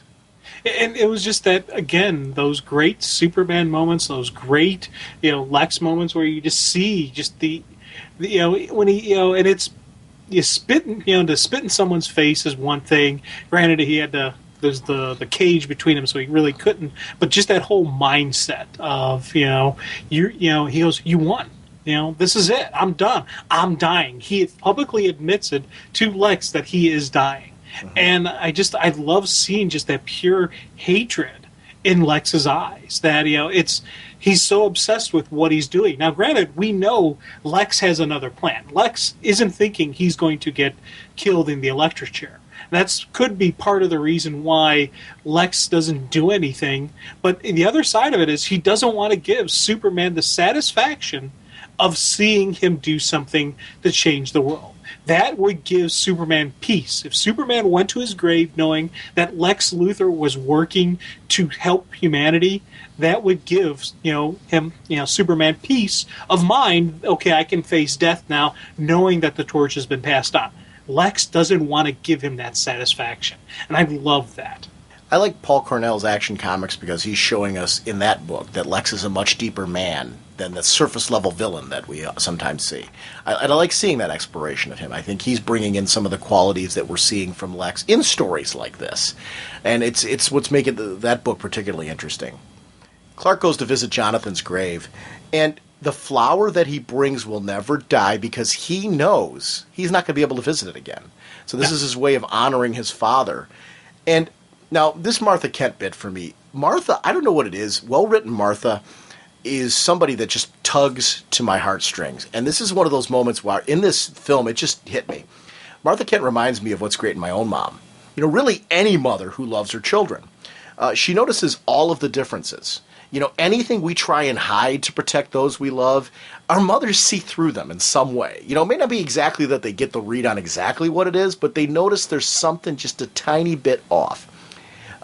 They're a source of comfort and a sense of home. As, I grow older, I appreciate this character more and more for how she connects me to my mom because of it. And just that bit where she's having that emotional connection with him, I was like, ooh, man, just deep connection from that. I always refer to that Ma Kent special from Superman Returns.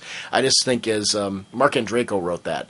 I just think it's a really cool Ma Kent story. And for anybody, whether you liked Superman Returns or not, that one-shot issue, it's very contained. Pick that one up. I can't recommend it enough if you want to see just a great Ma Kent story. And this is one that just, I think, captures this character to me in a way that I thought was spot on. Yeah, this was, for me, was the beginning of the emotional roller coaster that I started going through when I was watching this. Just, again, I'm in the same boat you are. Ma Kent just always tugged at the heartstring for me. That Ma Kent one shot, and just, I still remember that, and I still get a little choked up when I think of that scene where she's sitting there and his ship crash lands back in Metropolis, and she goes, "My boy is home." And I'm just like, oh, I could just see, a mom feeling that, and just this whole, I always get emotional with it. And it was the beginning of, because we got some cool fight sequences coming up, some cool Superman moments, but we also have these, emotional roller coaster moments coming up. And it's funny, I am so glad that we, because sometimes we'll watch something like this and then we'll record immediately. If we had done that with this thing, oh, man, I would have been blubbering because it did take me a couple of days and a couple of watch-throughs really to get the emotions in check so I could actually comment on stuff. And just that Martha, just seeing those two together, I started thinking about how he's saying goodbye to his mom right now. This is it. He knows this is probably going to be the last time he sees her. And just that, oh, God, just imagining what I would go through, if that ever happened to me, if I knew I was at that point where I was going to die and I had to say goodbye, to my parents, and just, oh, man. And I think it's harder to say to mom than it would be to dad. Yeah. It's interesting in that, because I know for myself it would be. It's a really hard, because I know how my mom would react, and I know how Martha would. In this case, I mean, it's just really, wow. I just deeply connected with that moment. I thought it was super cool. Lex is insulted that Superman didn't show up for his execution because his plan to gain superpowers and ultimately kill him was there, right? He wants to kill him right there. That was the whole point of the whole thing. So, and knowing that Superman would be weaker at this point. Showing us that Superman isn't the only super intellect. He is his true antithesis, and it found the way to get access to the fortress. Now, here's my question. Did he wait till Bar-El and Lilo were there to activate that robot? Because he got to Robot 7. When did he do that? At a previous encounter between them? Because go ahead. If you remember, back when Lois was visiting at the fortress, Clark said that Robot 7 had a slight malfunction. Right. And later, when Robot 7 admits to Clark that it was him who did it, he said it was then, that's when it happened. So Lex got to Robot 7, either Lex was the cause of the malfunction or around the time of the malfunction. That's when Lex got to the robot. And I agree with that. I guess what I was saying is, when did the serum leave the fortress? And I guess I was assuming it left when Bar-El and Leela were there because they were more focused. It gave Lex a doorway or an opportunity. I don't know if I'm probably overthinking it, but I'm thinking that his either Lex mixed it himself somehow. Well, no, because Robot 7 gave him... Robot 7 later in the film refers to giving the formula to Lex. Yeah, the formula, but the actual... I think Lex actually created it himself. He was in jail, though. Yeah, but it's Lex Luthor. Jail's not going to hold Lex. Okay, that's true. I guess I took it as Robot 7 brought it to him, but that was just me. I love the Superman's journal bit, where he does that X-ray vision... I mean, not X-ray vision, the heat vision journal that only Superman can do. But the deep inner thoughts there. His reflection on that he has done and has had so much in his life, appreciating the things... It's funny, I think as humans, we often keep striving for wanting more, needing more. And just seeing him reflect on, hey, I'm dying, and I'm pretty lucky. Life's been pretty good to me. And... I think that's made him want to continue giving back, and that sense of that in there, I'm like, wow, this is really kind of cool. We see Lex then with his niece, and she's, when do I get my superpowers?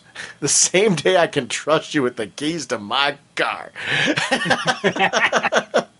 There was a lot of humor sprinkled throughout this that I thought was really appropriate. And that's, to me, a balance that I think you really need in good, films, good comic storytelling, knowing timing-wise when to throw that in to keep us. Because you talked about, there's some very dark emotional moments in this where it gets very, deep and brings you down. But then you need these lighter-hearted moments to bring you up.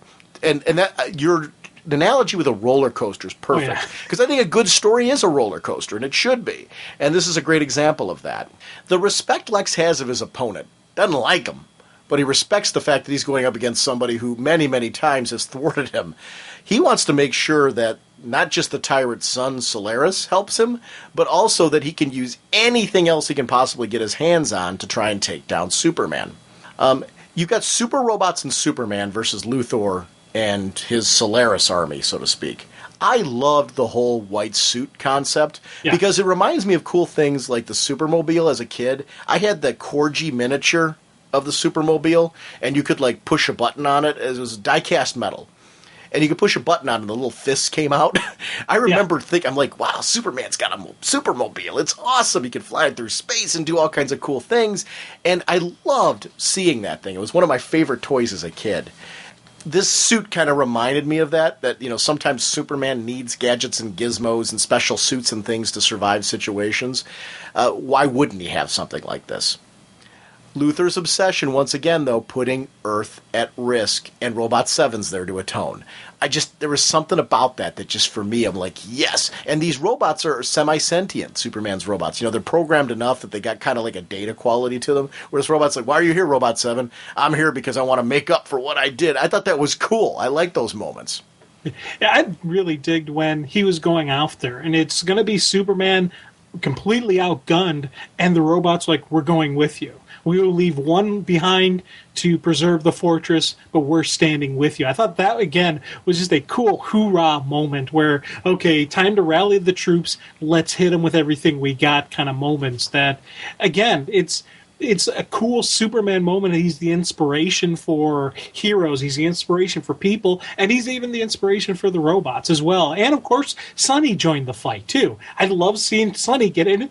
Was a little upset with his reaction, with his results, what happened to him. But again, we saw Clark have that reaction when his pet Sun Eater died.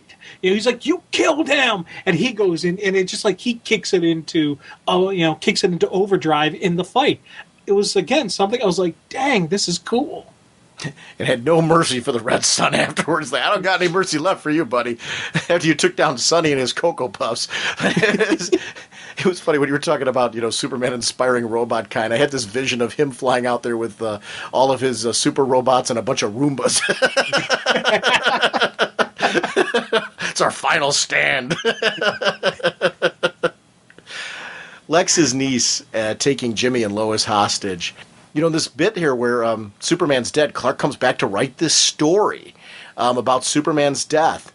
starts to bring everybody together. Jimmy and Lois, and then Lex, and then the niece, and everybody kind of gets brought together here. I don't believe in the truth. You can't measure it. You can't hold it in your hand.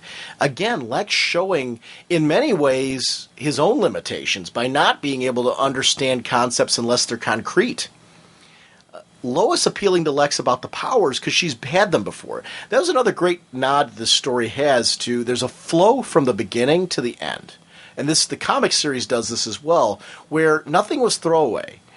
Every little element of it, even if they didn't get referred to later in the story, we're building to this concept of understanding that it takes somebody special to wield this power. And when you wield this power, there's a responsibility to it. And just having the power alone, a lot of times, can make you think in ways that you shouldn't. And Lex is the epitome of this. Because it turns into destroying Superman, and then it goes beyond that, because that isn't enough for him. Because Clark does pull out that gravity gun and uses it to kind of... I didn't realize what he was doing with it at first, but then after he blasted him with it, I'm like, oh, wait a minute. It's kind of cool how the whole thing led to Lex having a shorter amount of time with the powers. And it was something that I remember just having to be explained to me. And when I saw it, I'm like, wow, that is really neat how the weapons from the fortress, and this is the final reveal for Lois, that she knows now that he's Superman, because Clark's like, no, I was telling you the truth. It's me. Yeah. I'm right here, Lois, and we're going to go take care of this right now. But Lex gets to the point where he beats Superman down so bad that Superman's basically done for at this point. What does he want to do now? March on the White House. It's not about Lex doing anything good for humanity. It's about Lex doing for Lex. And ultimately, the end result of this is he starts to see the world the way Superman does, which I thought was super cool. Where he starts to see that we all need each other, and that's all that we have is each other. And recognizing that, wow, I've got kind of like this whole meaning of life, and I want to continue it and kind of explore that further. And the powers go away in that moment. Clark tells him, you don't understand. You had this great opportunity where you could have done something good for humanity, and you just didn't do it. And Lex has to look at him at this moment and admit his own faults. He has to realize, you know what, you're right. And it was Lex admitting that in that moment was, to me, I thought, one of the pivotal moments of the film, because from A to B it was leading to this. And for Clark, who I think was so distraught earlier in the film because he couldn't reach Lex, to finally reach Lex at the end, in this moment between the two of them, was just, this is the end for Superman. And in the end, he even reached Lex, which led to Lex with the notebook and all their stuff later, none of which I don't think would have happened if Clark hadn't reached him in that moment. He's like, you had a chance to be something more, to really do for humanity, and you just didn't. And Clark went up there and saved humanity once again, flying away. He's breaking apart. Lois gets to see what's happening to him. He's turning into this energy being. And she's totally convinced because of this that he's in the sun still repairing things. And I'm with her. I think he's in there still. Yeah. And I love the ending, and I love that there's that sense of hope that, like, maybe he could come back someday.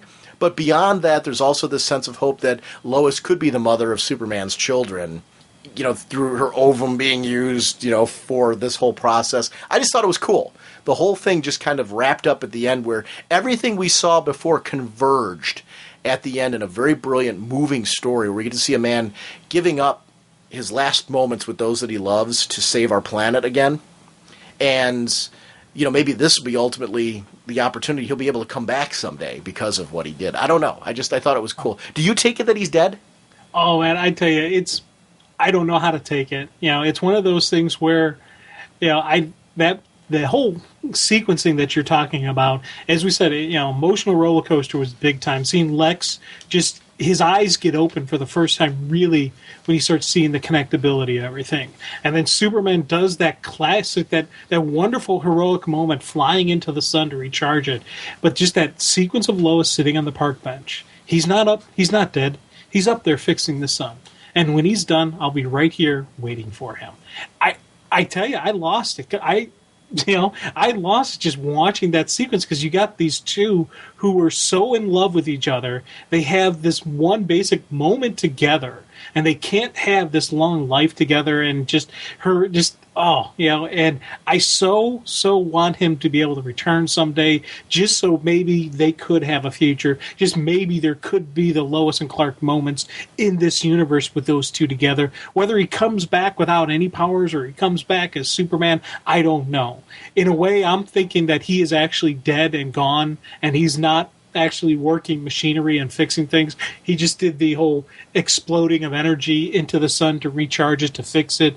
But you never know what could happen, and that's something that I wish there was a All-Star Superman Part 2, so we could get an understanding and maybe get an explanation, and if not see Clark return, maybe we would see the next generation of the House of the L Superman Kent family, Lane, genetic code coming through, because I firmly believe that it's Lois's, egg that's going to be supplied to create the next generation of the Supermen and all that kind of deal. So those two will continue on together in the next child. So it's that whole kind of deal where I want to see this so bad. I don't. And let me clarify that.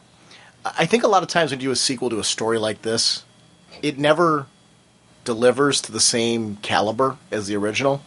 I think this is one of those stories where it's a great contained piece, and you're left to interpret at the end. And I like that I'm left to interpret it. And let me clarify too, all the things you're geeking out over saying you'd love to see, I want to see them too, but then I don't want to actually see them. Yeah, I kind of want to let my head ruining your experience that you had with the first one with a bad sequel, right. And that is a definite risk you would have, and that's why if they would do something, it would have to be the correct creative team. They would have to have something exactly laid out the way this plan was, and it would be it's a very tough tough act to follow. See, I would not want to be the person who writes the following story, because that would just be, wow, big time living up to. See, I'd rather just see another creative team write another great Superman story. And it can be exploring the future of Superman. It can be exploring, a lot of the themes that you're talking about in that. But I just think this piece should be left alone and let it be just a great piece. And if Morrison and Quitely, which I'm sure they're going to get together, crazy if they didn't get together and do something else. I'm sure if they get together and if they were to ever do another Superman story, they would do something contained that, maybe would connect to themes from this, but doesn't necessarily need to be a direct sequel to it. I just think this story kind of encompassed from beginning, middle, and end one really cool story, because at the end Lex kind of bookends it. And I love how Lex says it, doomed planet, which at that time it's not Krypton anymore, that's Earth. Desperate scientists, well, he's one of them. Last hope, Superman again, kindly couple. I don't know who that refers to. I don't know if he would be referring to the Kents or be referring to Lois and Clark in that moment, because he saw the two of them kind of have this kind moment together, and then Superman. It's like at the end of the film, he finally understands him to the point where he's willing to do something in his memory. I thought that was a brilliant epilogue to the whole thing, which is why I so adamantly said I don't want to see a sequel to it, because I think this story just speaks in and of itself. I think the film just brilliantly captured this. It's bookended. It's done. It's nice. It's a great story. I want to see more creative teams do brilliant Superman stories, which is totally building off of what you're saying. I want to see more of this, but I think this worked so well because they weren't trying to connect it to anything else. They were just trying to take all of what's great from Superman and put it in and make it just a great Superman story. And that's what I think works about this piece and what made it such a great film. And, my applause to everybody who created this animated film for capturing a 12-issue series that had so much going on in it, in a way that I don't think they lost anything in what they cut in the film, thematically from it. And I'm going to say once again what I said earlier in the film, if you haven't read the original 12-issue series, you have to if you loved this movie, you have to do yourself a favor and read the original 12-issue series, because there's so much more to it than what was in the film, and both are just brilliant. It's Dwayne McDuffie, the writer of the script for this one. Such a sad loss, because it takes an amazing talent to be able to compress something of this scale and to capture those themes and to make those choices. I would love to be a fly on the wall when to see how many times he had to go back and forth trying to say, well, how do I get these thoughts into this sequence, and what do I pull from here? I think it takes a very talented writer to do that, and we're all at a loss at his loss. But I'm glad that we have this legacy of his work, and this is where trade paperbacks come in, because his milestone work is being traded, and I hope that continues to be traded. We've got his JLA run, all of his other work in comics. I've got to admit that my exposure to Dwayne McDuffie has been his DC work. I am now interested to go and read some of his other work now, because of how much I've enjoyed the work that he's done. And, just as an opportunity to get more Dwayne McDuffie work, I'm going to go and collect more of it and read more of it, because I haven't read all of the milestone work. I've only read the trades that have been released so far. And I really enjoyed the introduction of those characters during his Justice League run. I know Static from the cartoon. Yeah. So, and obviously now from the trade's been released, but it's a character that I did not follow in comics when he was first released. So I'm interested now in this character and I'm interested in the character because of Dwayne McDuffie, because of what he did with him in Justice League, and then seeing the character in Teen Titans. So I actually want to read some of the early work with Static to see what it was like when Milestone was out, because it's a run that I missed. Milestone, and their characters who I find that are interesting. I am getting both Static and Zombie. I'll get Static when it's going to come out, and I already picked up Zombie without even thinking about it. So I'm interested to see when those are released. But I want to go back to the originals. Yeah, and I got to echo just your comments on picking up the original, just picking up the whether you get it the individuals, whether you get the trade. There's various versions of it. It's a great and wonderful Superman story. I've been gushing over just the emotional reaction I've had to the movie, and I don't want anyone to think that I'm taking away from the original. The original work was a wonderful story, and I really enjoyed it, and I wanted more of that style and that type of, so when I got done reading, I put it down and said, okay, give me more of this, because it was one, kind of it was an Elseworld type feel to it, and it had this great Superman story that I enjoyed, and I was like, okay, next round, please. So I don't want anyone thinking any knocking on that, because this was a wonderful story, and just the way the choices that were made and just everything that just pulled the emotional reaction out of me did come also from the original. The original story was there, and it was pulled from there. So it was one of those kind of, as much as, I got to say I did enjoy the DVD. Well, yeah, I did enjoy the DVD more. I do give the edge to that. And I think partially because I had such a emotional reaction from the DVD, just seeing and hearing the action as compared to when I was just reading the story. One of the things that I really like about these direct-to-DVD releases, and this has been true, I think, since the beginning, has been that they've set the bar very high.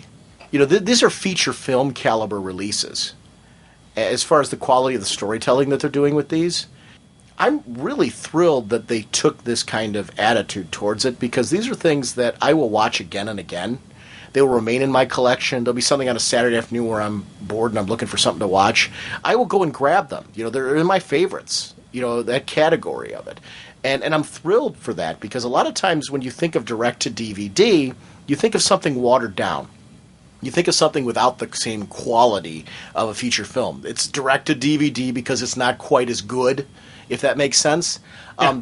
Every one of these, I can stack up to some of my favorite superhero movies of all time that have been released on the big screen. And this is no exception to that. I mean, this is just a phenomenal release. I would have seen this in the theater and then bought it afterwards. Yeah. They would have gotten my dollars in the theater. So I think that's something where, and I'm not as saying they would have gotten my dollar with a 76-minute release.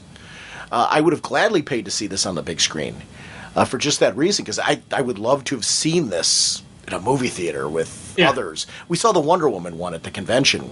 That was kind of cool. And I honestly, being able to see it in a room full of people on the big screen there, was it New York? Was that at one of the New York cons? Yes, that was at the New York. We got to see Wonder Woman there, and to see that on a big screen, and just to be able to share that experience of laughing with others at the funny bits and hoorahing at the exciting bits of the film where there was a lot of action going on and all that. This is something I wish we could have done with this film. Very cool. So Dwayne McDuffie, a very sad loss, and I'm thrilled that we've had the opportunity to share this particular segment with you. Hope you enjoyed this. There it is, going into that tunnel. Don't forget our show voicemail line. It's 1-440-388-4434 or Dr. Norge on Skype. Our sponsors for this episode are DCBService.com and InStockTrades.com. Don't forget to check out the Static Shock Rebirth of Cool trade paperback, Dwayne McDuffie and Robert L. Washington. Regularly $19.99, only $11.99 with that DCBService.com discount. Over at InStockTrades.com, the Brave and the Bold Milestone trade paperback, regularly $17.99, 38% off, only $11.15. Don't forget to check us out at the C2E2 convention, March 18th, 19th, and 20th. We'll have representation from Raging Bullets there all weekend long. So looking forward to seeing you guys and meeting you at the C2E2 convention. Our next episode is going to be Comics. Jim, we actually had planned on this episode of doing some All-Star Superman talk and then doing comics. But then we changed our focus and focused specifically just on the film. And so it's going to be all comics next episode. We got a lot of books to discuss, too. A lot of big happenings in the DC universe in the last couple of weeks. So, oh, yeah. I know one for sure I want to talk about is Teen Titans. Because, the ending of that one shocked me with what happened, and I'll leave it at that. But I didn't think it was going to go in that direction, and I'm really excited for where that went. So we will see everyone next week. Bye. Flying through space and time, 1,000 different lifetimes. Faded for love and flaws and incredibly clear sightlines. Swinging your mace around, such a practical outlook. Helping the JSA and occasionally supporting your own book. Hawkman, eagle eyes can't see. Hawkman, your plan and what you do to me. Hawkman.